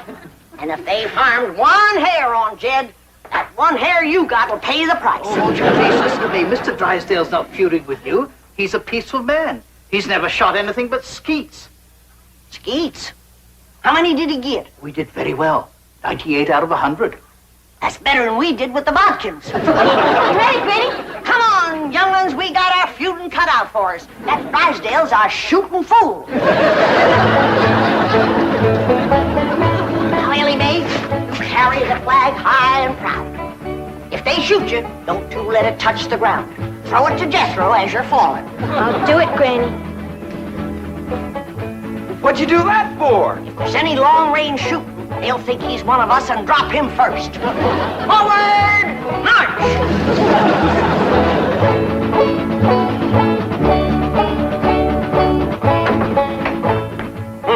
No wonder the phone wouldn't work. Marie said Jethro shot down the wires. Well, we can go next door and use the Miller's phone. Yep. Been cut with a rifle bullet. Kind of ragged, though. Jethro must have been upset. That's bad shooting to cut those little wires with a rifle? Why, when that boy puts his mind to it, he can pick a gnat off a plate of grits at 500 feet in a heavy fog. I'm the only one who can outshoot him. Except for Granny and Ellie Mae. Well, what skeet shooters you'd make. What skeet?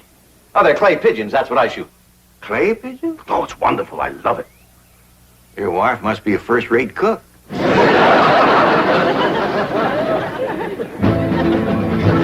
Now here comes Granny's little band to free their leader, Jed. And anyone that blocks their path might just as well be dead.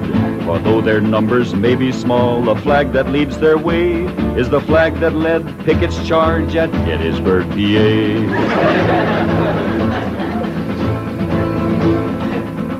Stop for a minute. I got an idea.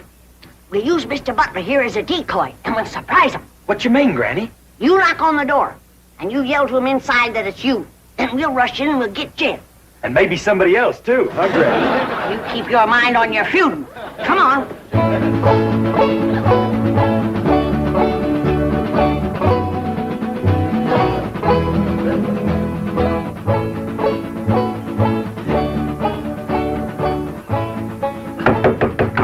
It's me, Ravenswood. Open up. Marie, you may open it. Nothing to be afraid of. It's just Ravenswood. Step aside, decoy. Ellie, you guard him. Jethro. When they open the door, we'll rush him.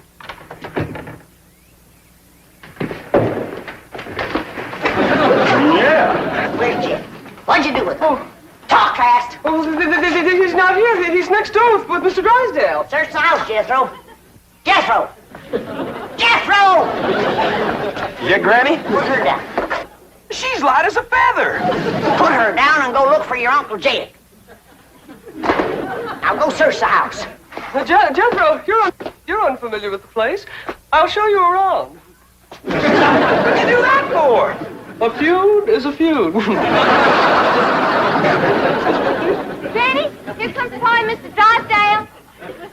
I'll pick that varmint off like I picked a bodkin off a rail fence. Hey, what in the world are you doing? I'm guarding a decoy, Pa. Ravenswood, you bossing Yankee, bear your head in the presence of our flag. See, our flag? My family came from Tennessee. Mine did too. Did? I always did like this man. Why, sure, Granny, and he's going to make Sonny do the right thing by Ellie Mae. What does that mean, Pa? Going to make Sonny come back here and marry you. I don't want to marry Sonny. See, Granny, the whole doggone feud was for nothing. Not altogether, Jed. Why, we might never have known that Mr. Drysdale here was a fine gentleman from Tennessee. Tell me, ever hear of the Moses family? Hear of them? Why, my mother's family feuded with them for years. You mean your mother was a bodkin? Mr. Drysdale, don't ask me why. I just commenced a running. You heard him. Run, you yellow bodkin, I'm a Moses.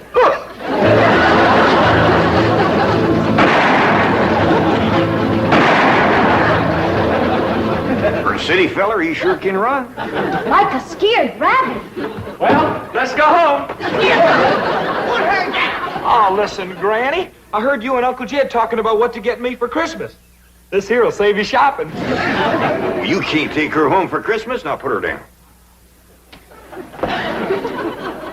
One of these days, I got to have a long talk with this boy.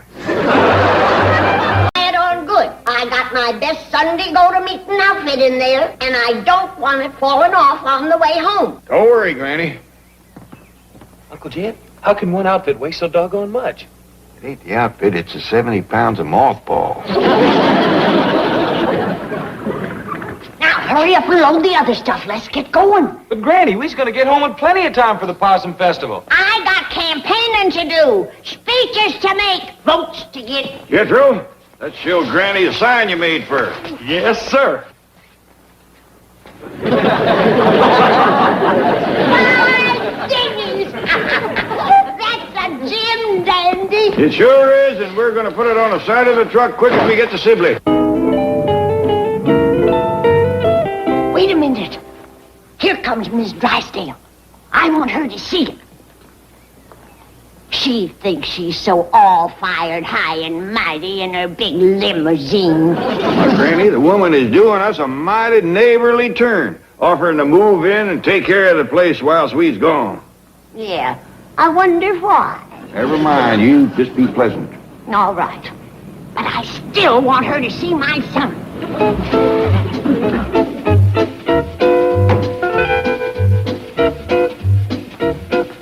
Hi, Miss Drysdale. I'll take that, young fella. Well, Mr. Clampett, here's your housekeeper all ready to go to work. Yeah, well, it sure is uncommon kind of you, and we's all mighty grateful, especially Granny. Granny, come say howdy to Miss Drysdale. Be right there, just checking something. Fine boy. Congratulations, Granny. I see you're running for Possum Queen. Where'd you see that? Oh, the sign. Well, it was kind of forced on me. But it's a great honor if I win. Being Possum Queen is just about the highest honor that can come to a woman. Last year it was Lady Bird.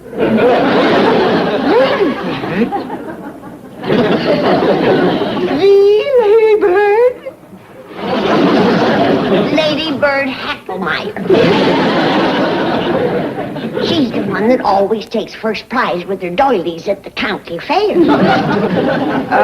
That one. You know another Lady Bird Hacklemeyer?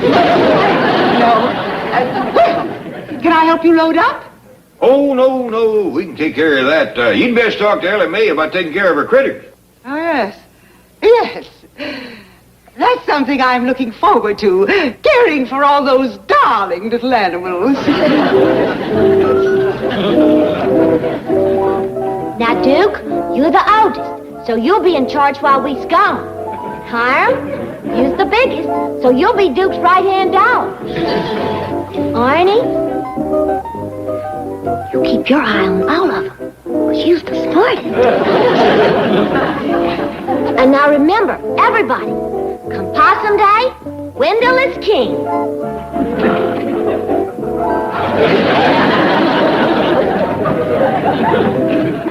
You reckon this is enough lunch, Jed? Yeah, Granny, that ought to be enough to get us plumb home.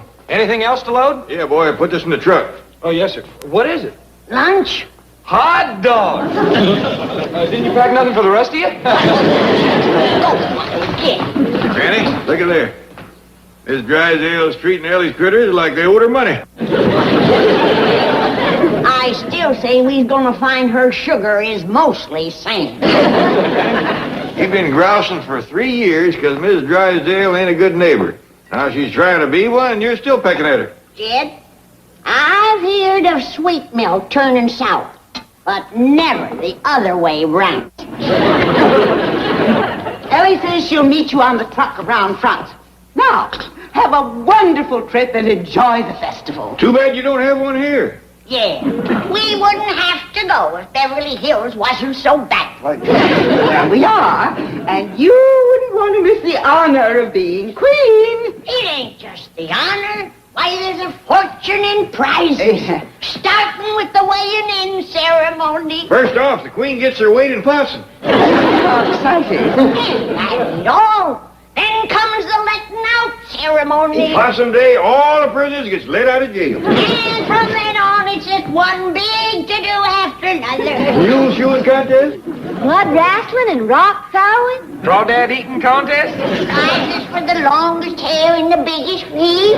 Keep talking like that, and Miss Drysdale hop right on, go with us. Ain't that right, Miss Drysdale? It is tempting, but my plans are all made to stay here and look after your house. Sure you won't mind all that work? Not at all. With Milburn out of town, it'll give me something to do. My dog is Miss Drysdale. You've turned into such a fine neighbor, it seems a shame to be leaving. Now, Jed, you got the next possum queen sitting here. That's right. Well, thank you, ma'am. Let it roll, Jethro. See you in a couple of weeks. Stay as long as you like.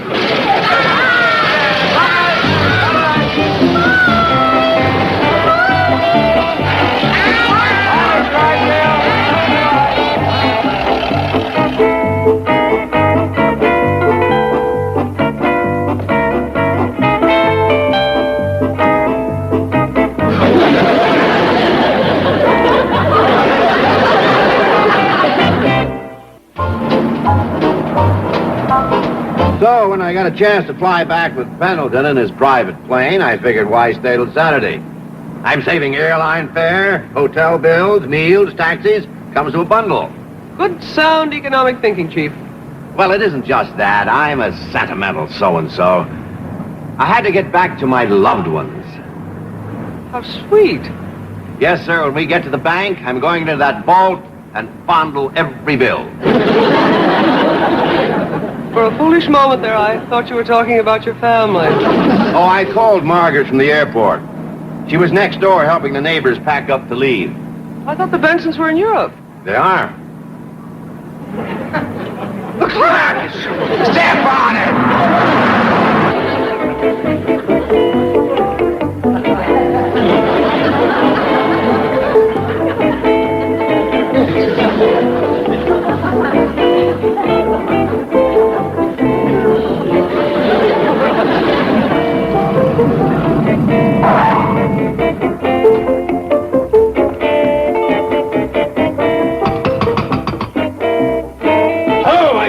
I couldn't trust that woman. Start collecting up these songs. Well, welcome. You're the first customer. Melbourne! Oh, no, you don't. You're supposed to be in Chicago. Never mind Chicago. What do you think you're doing? Where are the Clampetts? What have you done with them? Why are you selling this house? I'm not going to talk to you until you stop shouting at me. Okay, I'm not shouting now. Talk to me. That's better. Well, how are things in Chicago? Did you see Aunt Beatrice? Not that kind of talk! I want to know about the Clampetts! You're shouting again. Chief, there's a truck here from the animal shelter. Your wife told them to pick up all of Ellie's pets. You what? Still shouting.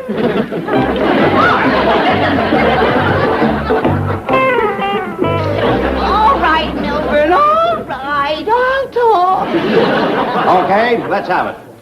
Where are the Clampetts? On their way back to the hills, and good riddance. Quick, Miss Hathaway, we've got to catch them. Wait! What about me?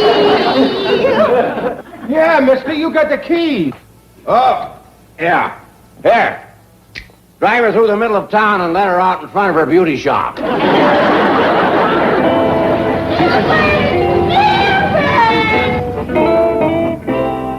Chief, it would be sheer folly to go dashing about in every road to the east. But if we organize an intelligent search... All right. Alert the highway patrol, missing persons, the FBI. And I want roadblocks at the state line. And have a helicopter standing by for me on the roof. Hey, Mr. Drysdale. Be with you in a minute. And let's get some planes in the air. Have them fly over every... Oh, it's you. You're here. Oh. We just thought we'd come down and say goodbye to Miss Jane, but then we heard she was down at the airport fetching you, so we thought we'd wait and say goodbye. Excuse me, Mr. Drysdale, but you're cutting off my wind. It's just that I'm so glad to see you. Well, you've seen us, so goodbye. Now, wait.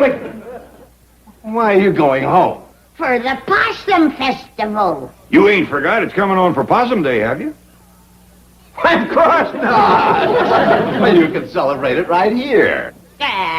We tried that last year. It ain't much fun when you're the only one celebrating. We drove all over town yelling, Happy Possum Day. Folks looked at us like we was hanging off our hinges. This year, we's going back home where they have a real festival. Bye. Wait. Well, I guess I'm going to have to tell you the big secret. Well, what is it? Beverly Hills is planning the biggest festival in the history of Possum Day. She! Oh, I know. It's supposed to be a surprise, but I can't let them go home and miss it. Well, tell us about it. Step in my office. Chief, I am certain that Beverly Hills Possum Festival cannot be nearly as good as the one they have back home. Oh, nonsense. She's just modest because she's in charge of the arrangements. Doggy, she is modest, ain't she? Miss Jane, you're gonna have to go some to beat that big blowout back in Sibley. He can do it. You gonna have a big parade? Gigantic, colossal. Crawdad eating contest. Of course. Jethro usually walks away with that. That and the big feet contest. How about rock slinging and mud wrestling? That's Ellie Mae's specialty.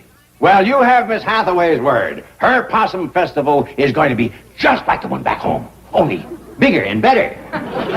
What do you say, Granny? I say let's go back home to Sibley.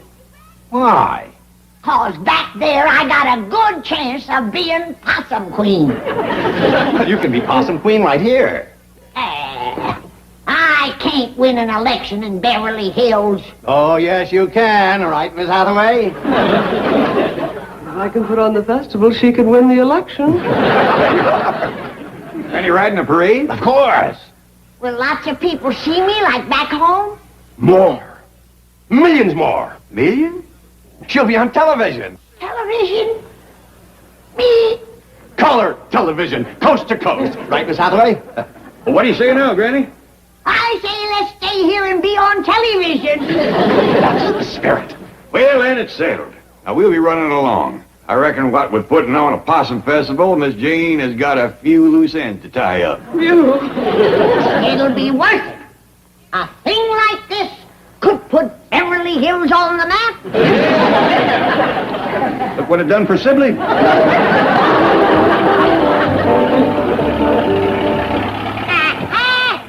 It just hit me. What hit you, Granny? Just drive the truck, boy. I'll find out what hit her. What hit you, Granny? Why Miss Drysdale turned so sweet on us. Why she offered to keep the house for us. Why did she, Granny? Drive the truck, boy. I'll find out why did you. Why did you, Granny? She wanted me out of town so she could be Possum Queen of Beverly Hills. You reckon so? Why, it's as plain as the nose on your face. I knew she was up to something.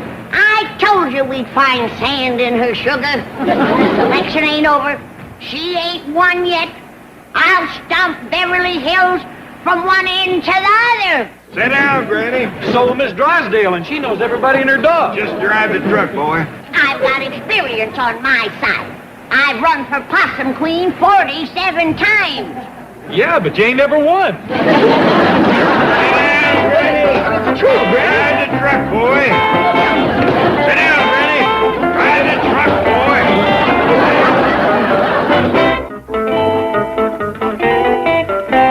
No, the Clampett Mansion is not for sale. Those signs were a mistake. Now, will you real estate guys please stop bugging me? Excuse me, Mr. Drysdale, but Mr. Clampett is calling for you on line 1. Beverly Hills Possum Festival headquarters. Oh, how's the festival coming along? Oh, beautifully, beautifully. Did Miss Hathaway get that parade permit? She isn't back from City Hall. Yes, everything's great. It couldn't be better. Well, that's just fine. Now, we've been having a little family go-around. Granny says she knows why your wife is so anxious to get us out of town. She does? It's because she don't want me running again her for Beverly Hills Possum Queen. Ain't that right? Yes, that's right. It was a dirty trick, and I'm going to see that she withdraws immediately and lets you win. You tell her she ain't gonna give me nothing. I'll beat her fair and square in her own backyard. And furthermore, you tell her for me that she ain't nothing but... Granny's a little worked up. Nothing she likes better than a good scrap. So you tell your wife to put on her rip-snortingest campaign, and may the best woman be Possum Queen. Bye. Hello. Mr. Clampett. Hello. Oh, boy. Well, what do you want? Do we get Possum Day off? I told you that woman was up to something. I told you she couldn't be trusted. I told you. All right, Granny. Now, here's a chance to learn her a lesson. Now, let's get started on your campaign. Here's the girl with the good news. Well, let's have it. The city of Beverly Hills refuses to allow a possum festival, a possum parade, or the celebration of Possum Day in any way, shape, or form. All that good news? I implore you, tell the Clampetts the truth before it's too late. It is too late. Granny is all set to run against my wife for Possum Queen. Your wife? How did you ever manage that? Well, somebody has to get this show on the road. Now, let's see if you can hold up your end. You get over to that city hall and tell those jokers, I want my festival. Chief, I did everything humanly possible. I begged, I pleaded, they just wouldn't listen. All right, I'll bail you out. They'll listen to me. Because I'm not going over there begging and pleading. I'm going in there demanding. I'll show you how to fight City Hall. Put me down! You tell those ward healers they'll be sorry for this. I'm taking my Possum Festival to Pasadena. You people here in Pasadena are in a rut with that Rose Parade. Every year, the same day.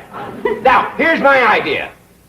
Let's have it next Wednesday, and we'll call it the Possum Parade. Instead of a Rose Queen, we'll have a Possum Queen. Instead of that same old football game in the Rose Bowl, we'll have mud wrestling, rock throwing, ball calling contest, crawdad eating. Now, wait a minute. This could be a great thing for Pasadena.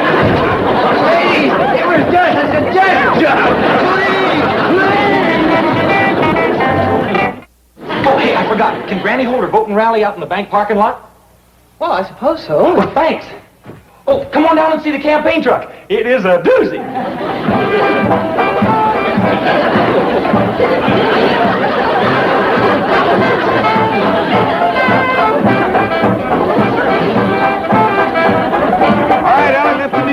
Howdy, Miss Jane, Miss Drago. Greetings. How do you like my bandwagon? Great crowd pleaser, ain't it? Oh, indeed it is. Folks are starting to come, Granny. Gather round, folks. Gather round. You're about to hear the keynote speech in my campaign for Possum Queen of Beverly Hills. Thank you. And now, folks, handshaking and baby kissing will be done at the end of my speech. Also, there will be free cider passed out. But just to get things rolling, I want you to hear a little of my campaign song that was wrote by my son-in-law here, handsome Jed Lappet. He's a widower, girls. He's got more money than a dog has fleas. Put your needle on, Ellie.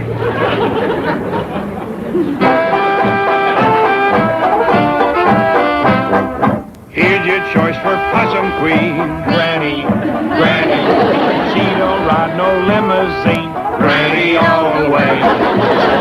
Ring to stay come election day. The finest queen you've ever seen. Granny all the way. I want to make my speech. Citizens of Beverly Hills. Citizens of Orange County, for years now, you people have been holding the same old Orange Festival with an Orange Queen, an Orange Parade. Who needs it? Let Florida have the oranges. We'll put on a Possum Festival and a Possum Queen and a Possum Parade. It'll be something. Great guns! Now, folks, in conclusion, it's exactly 1 week to Possum Day. Who will be your queen? Will it be Miss Drysdale or me? The choice is up to you. But come election day, remember where you got the cider that we's gonna pass out right now. Let's go!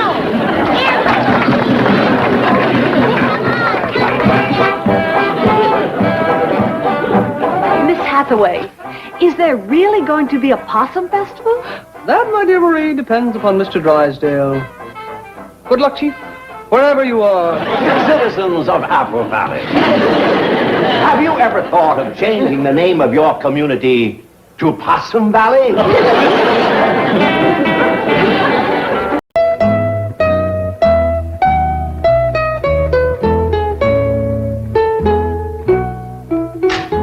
Isn't this exciting, Mrs. Drysdale? Discovering that your next-door neighbors may be descendants of the very first settlers. Well, if it's true, but I just can't believe it. The Clampetts are so uncouth, so unrefined. I prefer unspoiled. Yes, Madam President.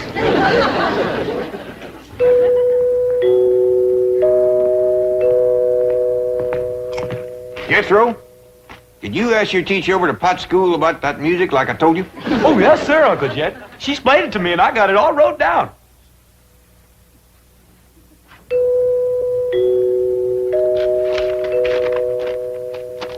First of all, that there music is what you call chimes. Them's holler tubes that makes ringing sounds when struck by a plunger or a striker. Say, oh, yes, sir. Now then, there is a reason why them chimes only ring when somebody comes to the door. Like as if there was a lookout up on the roof of watching. That's right. You see, there is a little button, and pushing that button makes that plunger hit them chimes. Doggy. So whilst you go ahead and go to the door, I'm going up on the roof and catch that rascal that's pushing that button.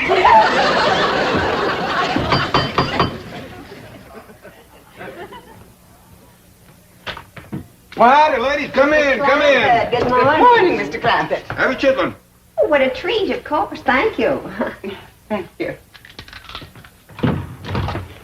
Where's Granny? Oh, she's out in the kitchen stone grinding some cornmeal. Stone grinding cornmeal? Now, that's something we must see, Mrs. Drysdale. Come along. In a moment, Madam President. Mr. Clampett, will you tell your cousin Pearl that my car and chauffeur are at her disposal? Sure will. Pearl! You gonna eat the chitlin? Oh, yes, of course. By the way, Mr. Clampett, just what is a chitlin? Oh, these ain't ordinary chitlins. These is Granny specials. They is possum innards deep fried in boiling hog fat. Jack? Pearl, how come you to be using Miss Drysdale's car? Well, kid, now that we's high society, I can't be seen riding around in that old truck. When is we high society? Since that historical lady found out that your ancestors come to this country for the Mayflower. What's that got to do with me? That's the way society works, Jed. The earlier your kinfolk got here, higher up that puts you. I reckon the high society folks is the Indians. No, it don't work that way. How come? I don't know how come. Well, they was here for anybody else. No, Jed, let's not try to change the rules. Let's just start enjoying the game. Up to now, Mrs. Drysdale's treated us like wet dogs at a wedding. It's kind of warmed up. Warmed up? She can't do enough. Why, she's having her chauffeur take me to all the fancy stores and then to her beauty saloon.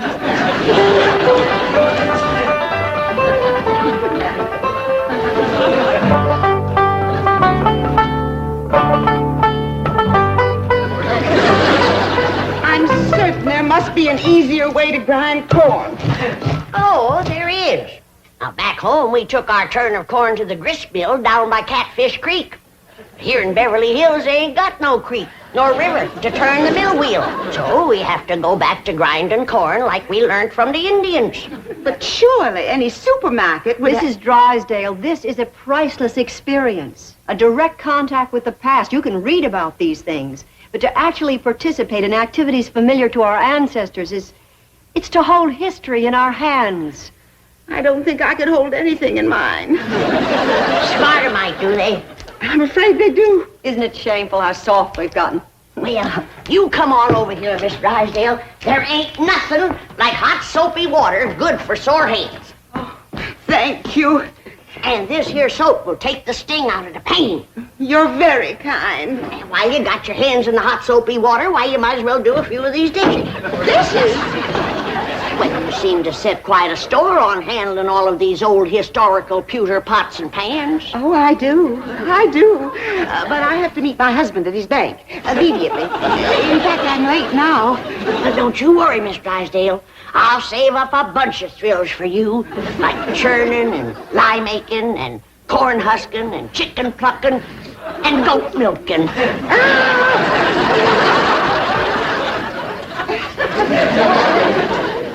My dingies! She does enjoy it. Did you see her run so she could hurry back? Now, whose idea was the two baby goats? Ellie Mae's. If I didn't know. I declare, girl, you are the limit when it comes to dragging home critters. All I sent you for was a couple of chickens and a milking goat for Granny. I know, Pa, but these little rascals cried something awful when we commenced to taking their ma away from them. Oh, dear, I forgot that Pearl has my car. Oh, Miss Drysdale, someplace you gotta go? Yes, to the bank to see Milburn. I'll call a cab. Oh, no, that'd be downright unneighborly of us to let you do that. Would Jethro and Ellie Mae can drive you down there? Sure will. In this truck? Yeah, one good turn deserves another. After all, you let Pearl take your car. Oh, yeah, you can have the backseat all to yourself, Miss Drysdale. I'm in terrible hurry. I better call a Ain't nobody can get you there faster than we can, Miss Drysdale. Don't worry, Miss Drysdale. This hickory bench is tied on good and tight. Yeah, but Here, Mrs. Drysdale, you can hold that little fella so he won't bother me when I drive. Now, remember, she's in a hurry, but drive careful, Jethro. I think I better not go with you.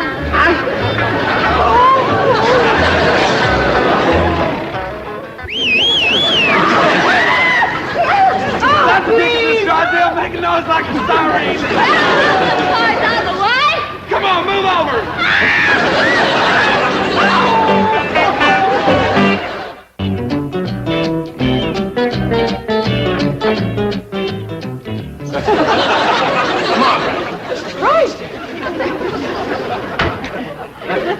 Did you come through the bank in this condition? Shame on you.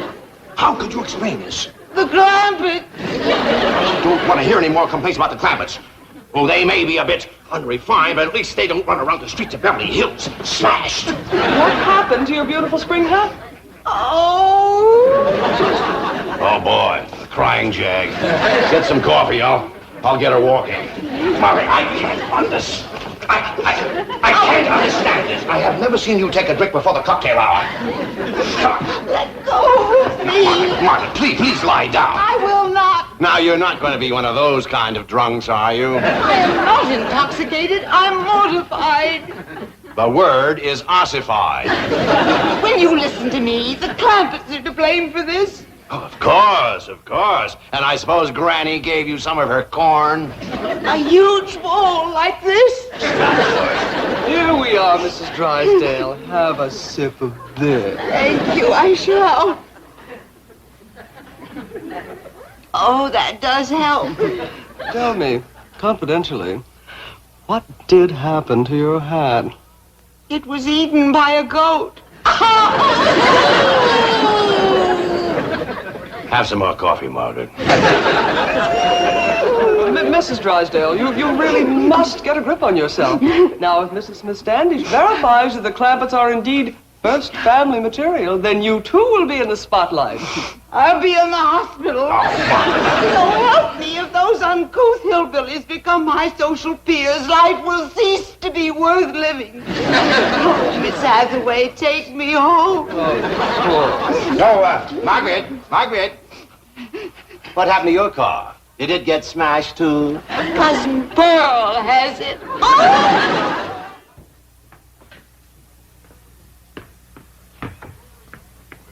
Come in, whoever you are.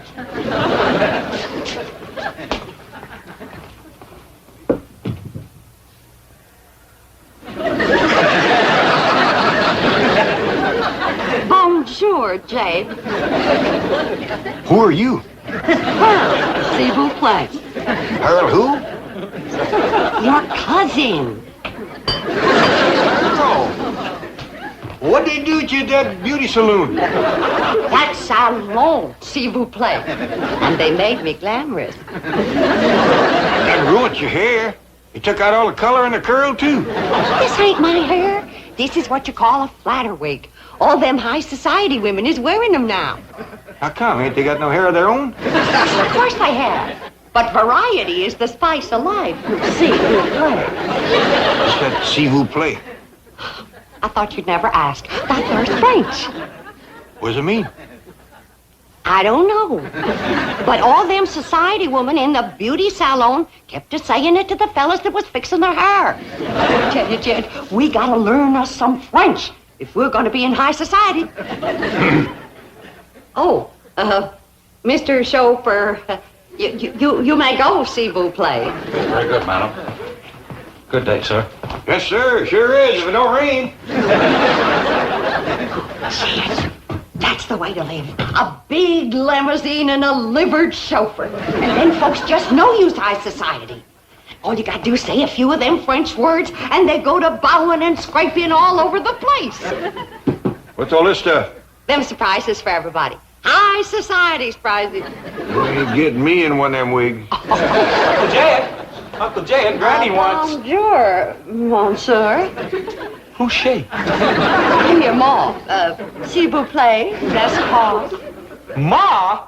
Where'd you learn how to speak Italian? Hey, Granny, Ellie Mae, come look at Ma. She fell head first in a flour barrel. We got our work cut out for us, making high society out of that one. You can s'il vous play that again.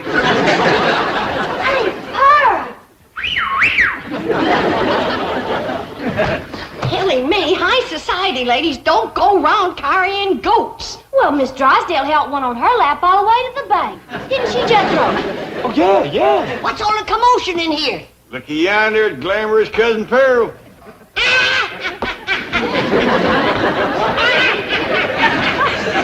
Would you kindly tell me what is all so fired funny? You wouldn't know a high society woman if you'd see one. Well, I sure don't see one around here. Hey, look at all the fine surprises here Cousin Pearl brung for us. What'd you bring for me, Ma? Now, you find out. Now, I did a lot of checking today, and I found out that high society folks, especially rich ones like us, they have what you call hobbies. Hobbies and sports. What's them? Them things to keep them busy, because they don't do no work. Well, that lets me out. No, Granny, it's all right to work, long as the other high society people don't know you work. You see, high society folk is always bored. How come? I ain't sure. Probably because they don't work. Well, why don't they just work and not bother with, Now, Jed, let's not go to changing the rules again. We're just getting into the game. All right, Pearl, tell us what you want to do.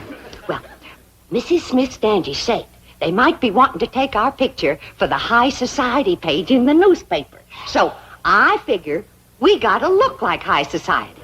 Now, all of you go and put your clothes on, and when Miss Smith Standish sees us, she won't have to be shamed. I don't think I want to get mixed up in this nonsense. Granny, please. Oh, come on, Granny. Since it pleasures Pearl so much, it can't hurt us none. Besides, Pearl knows a lot more about high society than we do. Thank you, Jack. Jack? Mrs. Smith Standish, it gives me great pleasure to present my blood cousin, that international millionaire and high society sportsman, Mr. J.D. Clampett. Jack!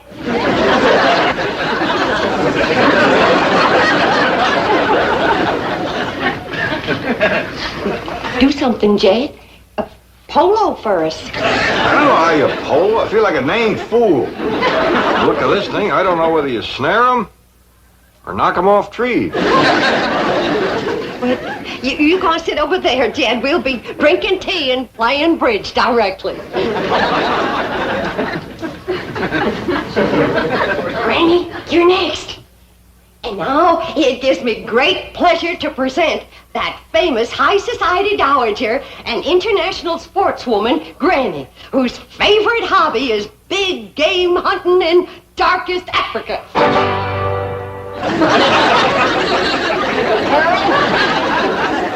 It's a good thing for you this gun ain't loaded. Granny, you go on over there and sit down, and we're going to have tea and bridge.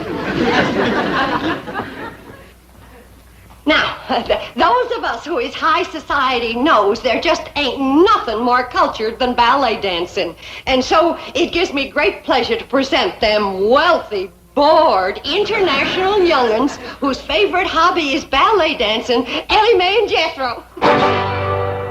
How beautiful. That's only half. Come on out, Jethro.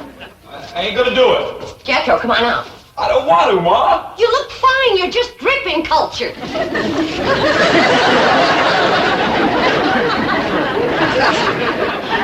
Mrs. Bodine, Jethro shouldn't be wearing this tutu. See, Ma?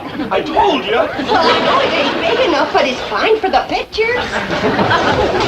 No, wait a minute. Wait back. We ain't had tea and bridge yet.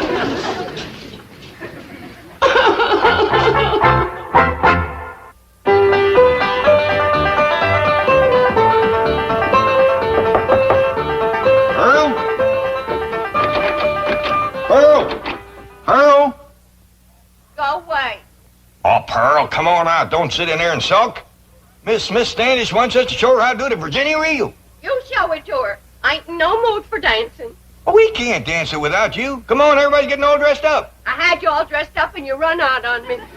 Pearl, we just ain't ready for society that high. Now, Miss Smith Standish wants us all to get dressed for reeling. Come on out. You can wear your store-bought hair. I can't neither. She's gone. Is that old goat get it? Crazy enough to eat anything.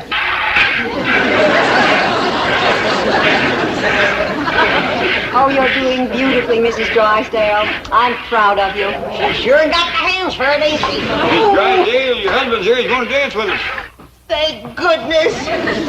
Oh, my hands. My hands. They'll never be the same again. There's nothing like milking a goat to pretty the hands. Come on, Granny. We're getting ready for the Virginia reel. I'll fetch your lap organ in for you. Oh, Mrs. Drysdale, have you seen this priceless antique lap organ? Oh, so that's what it is. I mean, it's marvelous. You like music, Miss Drysdale? I adore music, especially the authentic lap organ. I reckon Granny will let you have a turn, won't you, Granny? Why, sure. Mrs. Drysdale, did you hear that? Oh, what a red-letter day this is for you. Oh, yes, indeed it is, Madam President. Well, come on, let's get in there and get at it.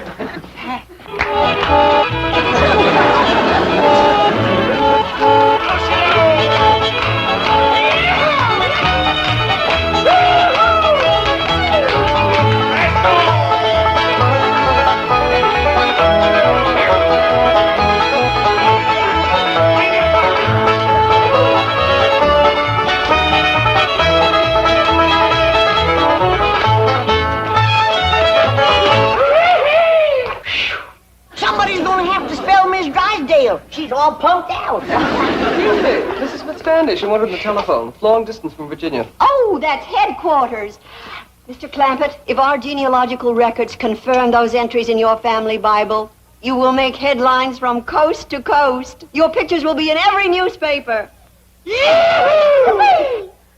As direct descendants of the first family to settle Jamestown, you'll be celebrities, all of you. You'll be on radio, television, flown to New York for a ticker-tape parade, then on to Washington to meet the president, address a joint session of Congress. Statues will be erected of you. Excuse me, the telephone. Let her roll, Miss Hathaway. Oh, she's right. I've got to come down to earth long enough to get confirmation. Excuse me. Mrs. Smith Standish speaking. Yes? Yes. Oh, well, that was the entry in the old Bible I couldn't quite make out. Oh, well, Mr. Clampett is right here. I'm sure he'll be able to give us confirmation immediately. Mr. Clampett, if your great-grandfather's name was Ezekiel, you are the Clampett the world is waiting to discover.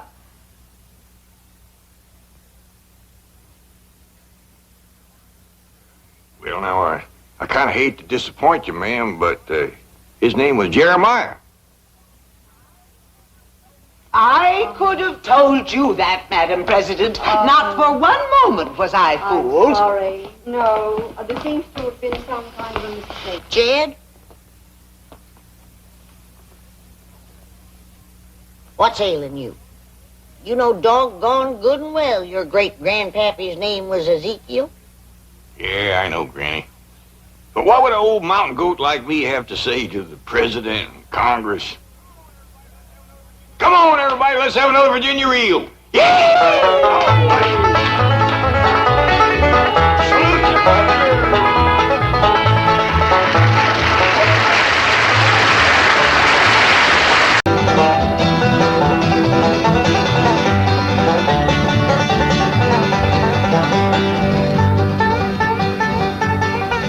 Please don't bother me now.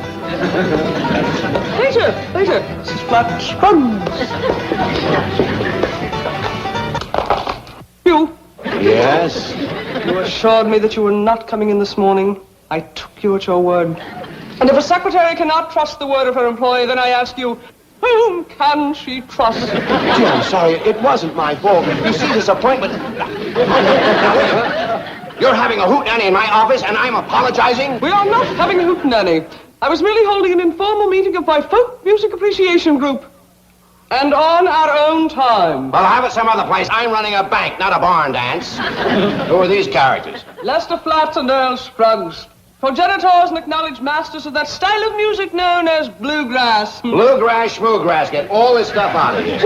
That is something I think you should know. Mr. Flatt and Mr. Scruggs are visiting here from Nashville. Nashville, Smashville, out. They are the house guests of Jed Clampett. Clampett, Schmampett, Jed Clampett? My Jed Clampett? They're staying at his house? Yes, with their wives. You see, Flatt and Scruggs are old friends of his from back in the hills. Well, just don't stand there plugging this record player. I want to hear these boys. Nashville, too. Hey, that's my favorite city. Say, those boys are good. Pipe that music to the bank speaker system, and then we'll drive over to the Clampetts and meet Earl and Lester in person.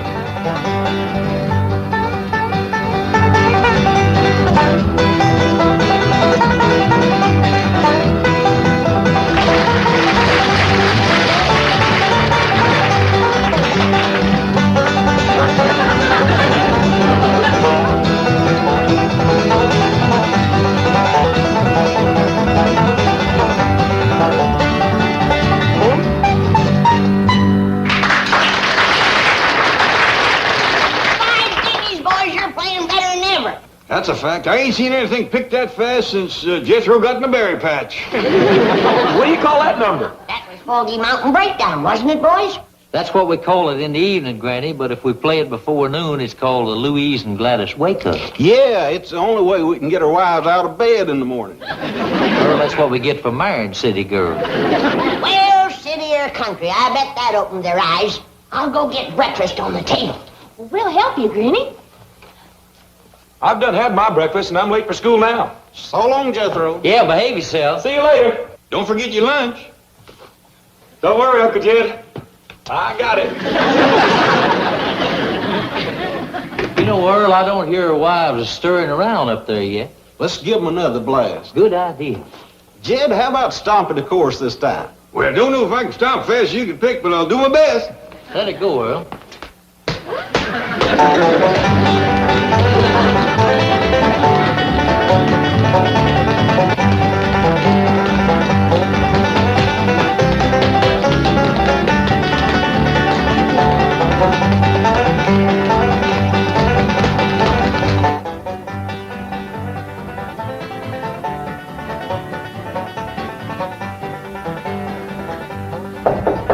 Come in.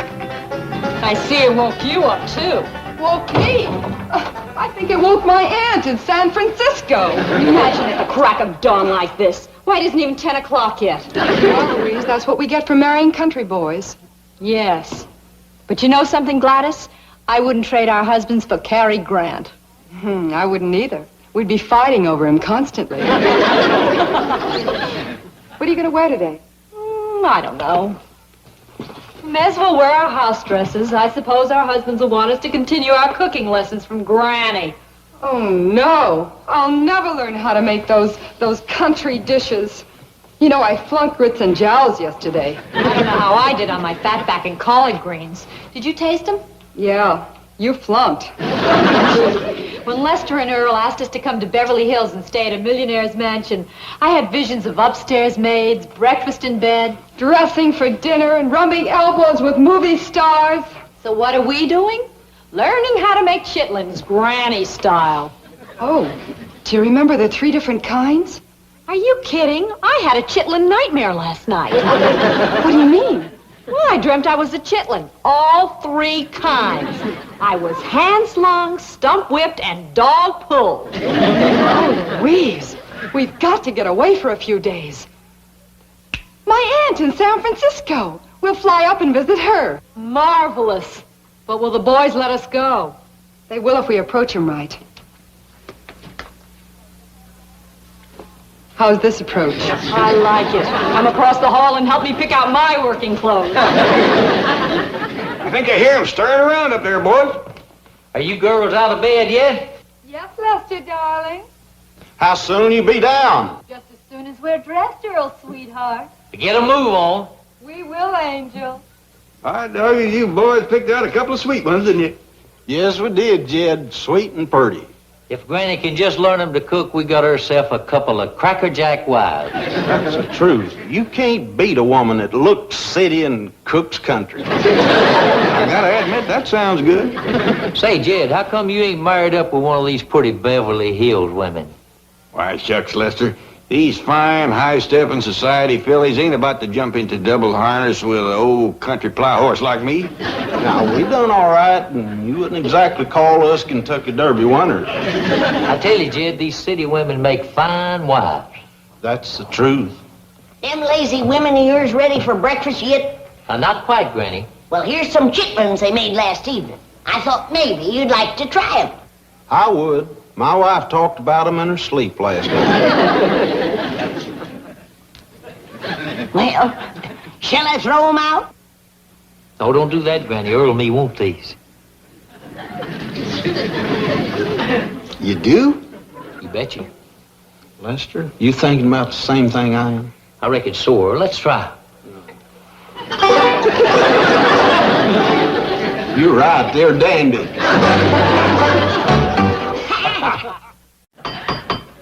Small wonder that I have become an aficionado, and I'm so thrilled at the opportunity of meeting them in person and shaking those extraordinarily talented hands. Well, howdy there. Come in, come in. Boy, this here is Miss Hathaway and Mr. Drysdale from down to the bank. These 2 young fellas is Lester Flatt and Earl Scruggs. I reckon you heard about them. Heard of them? Why, I'm an aficionado of their music. And I am thrilled at this opportunity to meet them in person and shake their extraordinarily talented hands. You know, throughout the length and breadth of this country. The artistry of Flat and Scruggs epitomizes the sturdy, vital music of our native soil. Why, doggone, Mr. Drysdale, you know a lot about these boys. Why don't you tell Miss Jane something about them? That's a good idea. Scruggs has been called the Paganini of the five-string banjo. You don't say. Oh, yeah. And coupled with Flat's virtuoso handling of the guitar and his warm, authentic vocalizations, but why talk about it? Let's listen to this hearty, fructifying folk music. There you are, Mr. Scruggs. There's your banjo. I'm screwed. Exactly. Well, you get your guitar, and Miss Hathaway can hear some authentic crabgrass. Bluegrass? Exactly. She's catching on already. I ain't waiting no longer.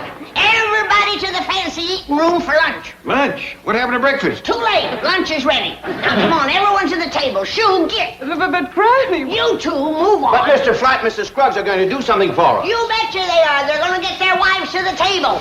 We will for a fact, Granny. Y'all go ahead. We'll be right in. By the time them city women get up, we'll be having supper. You know, Earl, I'm commencing to get aggravated at their wives. Me too, Lester. Me too. Sometimes I ask myself a question, why did I marry a city woman? Me too, Lester. Me too.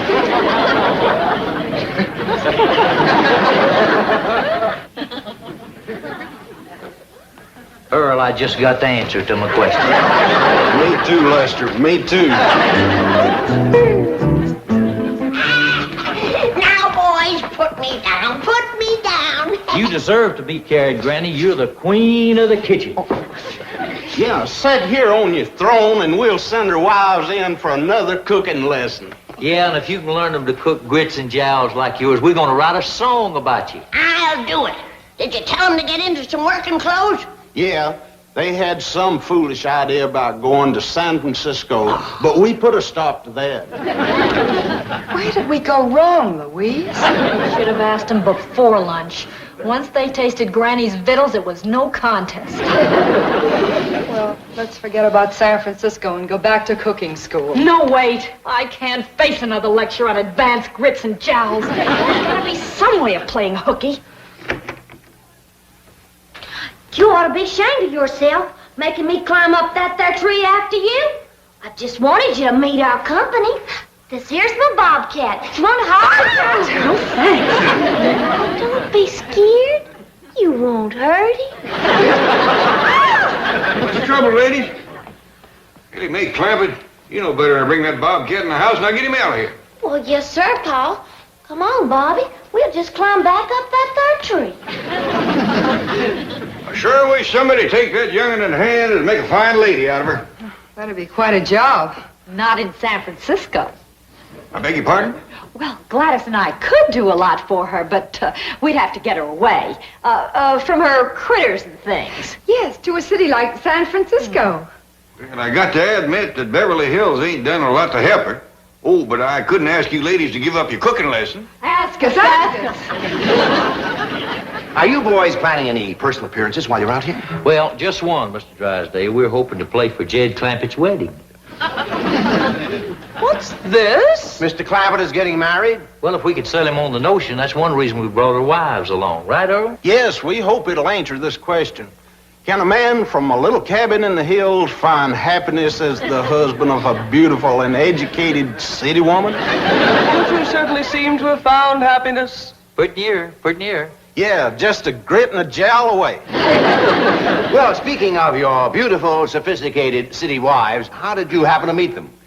We were playing an engagement in New York City, and we held an audition for girl singers. Yeah, there must have been 300-400 girls showed up. And Gladys and Louise stood out from the crowd. They must have had beautiful voices. You know something, Earl? We never did find out if they could sing. Chief, that's how we can find a wife for Mr. Clampett. What? Well, he's too shy to look for himself. But if Mr. Flat and Mr. Scruggs hold another audition right here, he'll meet dozens of beautiful girls in spite of himself. Say, that's a good idea. Now, hold on. Their wives might not think so. Yeah, they know we don't need a girl singer. Yes, that's right. With their wives around, there might be trouble. Oh, that's too bad. Sorry to be so long getting Ellie out of the tree, but I don't climb as spry as I used to. Mom says you're taking me to San Francisco. Well, yes, if our husbands will let us. Well, let's go ask him. You do the talking. Be glad to. Now, come on, Ellie Mae. Go on upstairs, get yourself packed.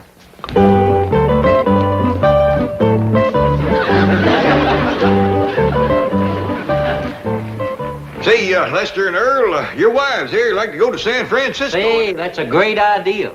How soon can you leave? Don't just stand there jawing about it. Get packing. Jed, you know you ought to have yourself a sweet, pretty wife like Earl and me's got. Well, I don't get to travel around much like you boys. I don't get to see many women. You never can tell when you run into a bunch of them. Oh, yes, that's true. The big city's not like living in isolation back in the hills. Yeah, back there, a feller had to get himself a wife out of a catalog. Yeah, listen to this song, Jed, and then you'll know how lucky you are.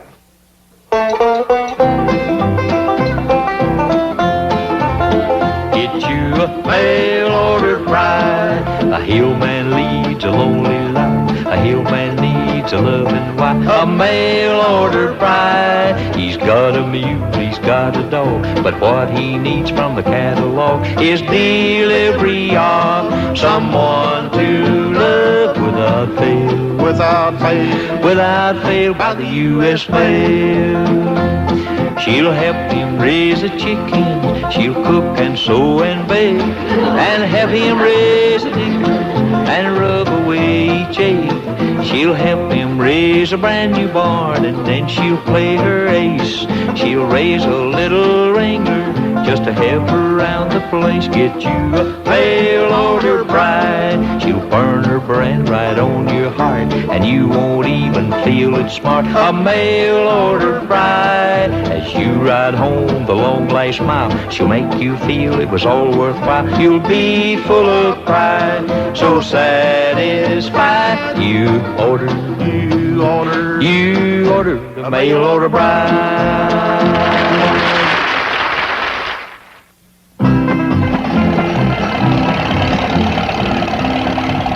Really, Jethro, you don't have to drive us clear out to the airport. We can still take a taxi. Yes, just pull over to the corner and stop. Shucks, Jethro don't mind driving us. Uncle Jed wants me to help you with the suitcases. Yeah, he's almost strong as me. I'm stronger. You don't believe me? Just feel these muscles. We believe you. Watch the traffic. Yes, ma'am. Hey, you know something? That's the fourth fella that's whistled at us. I wonder how come. Probably the truck, honey. Yeah, I reckon. Don't see too many like this. I'll take a bet on that. What do you mean they went to San Francisco? I got everything ready for their grits and jowl lesson. Well, but Granny, And besides, I was going to throw in another crack at hand-slung chitlins. but they're doing it for Ellie Mae. They'll be back quick as they turn her into a fine big city lady. How long will that take? Oh, both of them going at it shouldn't take more than a day or so. Fine. The sooner the better. Bye. Well, Chief, I've contacted every major theatrical agent. We will soon be inundated by a wave of beautiful, talented girls. Well, I'll get back to the bank. But, Chief, don't you think you should stay and look over Mr. Clappett's prospective bride? Oh, you won't need me. But there'll be dozens of girls to look at. Well, you and Jed and Flat and Scruggs can handle it. Okay. Well, don't give up so easily. Coax me. Well, Chief, we don't need you. I'll stay anyway. I'll just feel better if we tell the boys we got here all right. I bet they miss us already. Hello? May we speak to Lester Flat and Earl Scruggs, please? Well, if it's about the audition, that won't be necessary. Audition? For Flat and Scruggs? Yes, but don't worry if you can't sing folk music. In fact, it isn't absolutely necessary that you sing at all. As long as you're single, attractive, and have a certain amount of, shall we say, domestic ability. Hurry over or you'll lose out. Bye. What? What's wrong, Louise? Did it ever occur to you that our husbands change their minds about this trip very easily? Well, yes, now that you mention it. Well, I just found out why. They're auditioning girl singers. What? That's how they met us. Don't I remember? Come on. Ellie Mae, we're going back home. Hurry. You're next, my dear. And good luck. Thank you. All right, number 52, your name, please. Billy Evans. Evans. Age? 23. How old? 26. 7. Next station. Thank you. All right, Miss Evans. Now, this is going to be your music audition. Let's hear you hit this note. That's close enough. Next station. Thank you. Passed your singing test, did you? I guess so. All right, now this is your cooking test. How do you make sassafras tea? With sassafras? Pass!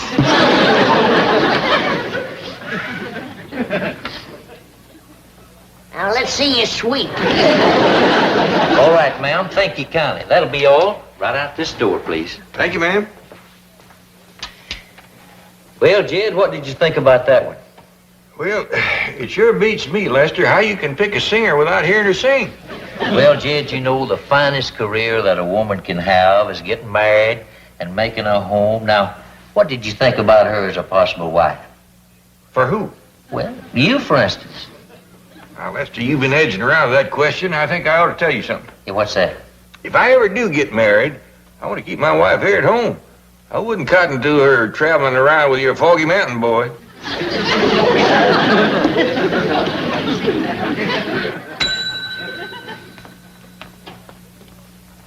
Gladys and Louise just came in. Tell them to get in line, Chief. No special favors. Where are our husbands? There's mine. And there comes mine. Well, look yonder, Lester. Your wives is back. Yes, so long, Jed. Lester Flat. Gladys. It's good to have you back, darling. Darling me. Since when do you need a girl singer? Well, now we don't that you and Louise are back. That's right. Girls, sing Mail Order Bride to Mr. Clampett. And, Jed, we hope it'll give you an idea, because Earl and me just went out of the wife-finding business.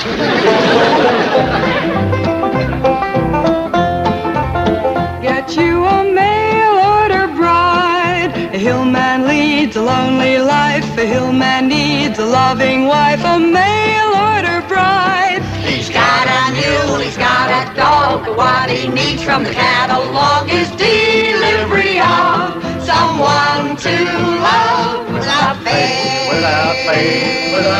By the U.S. mail.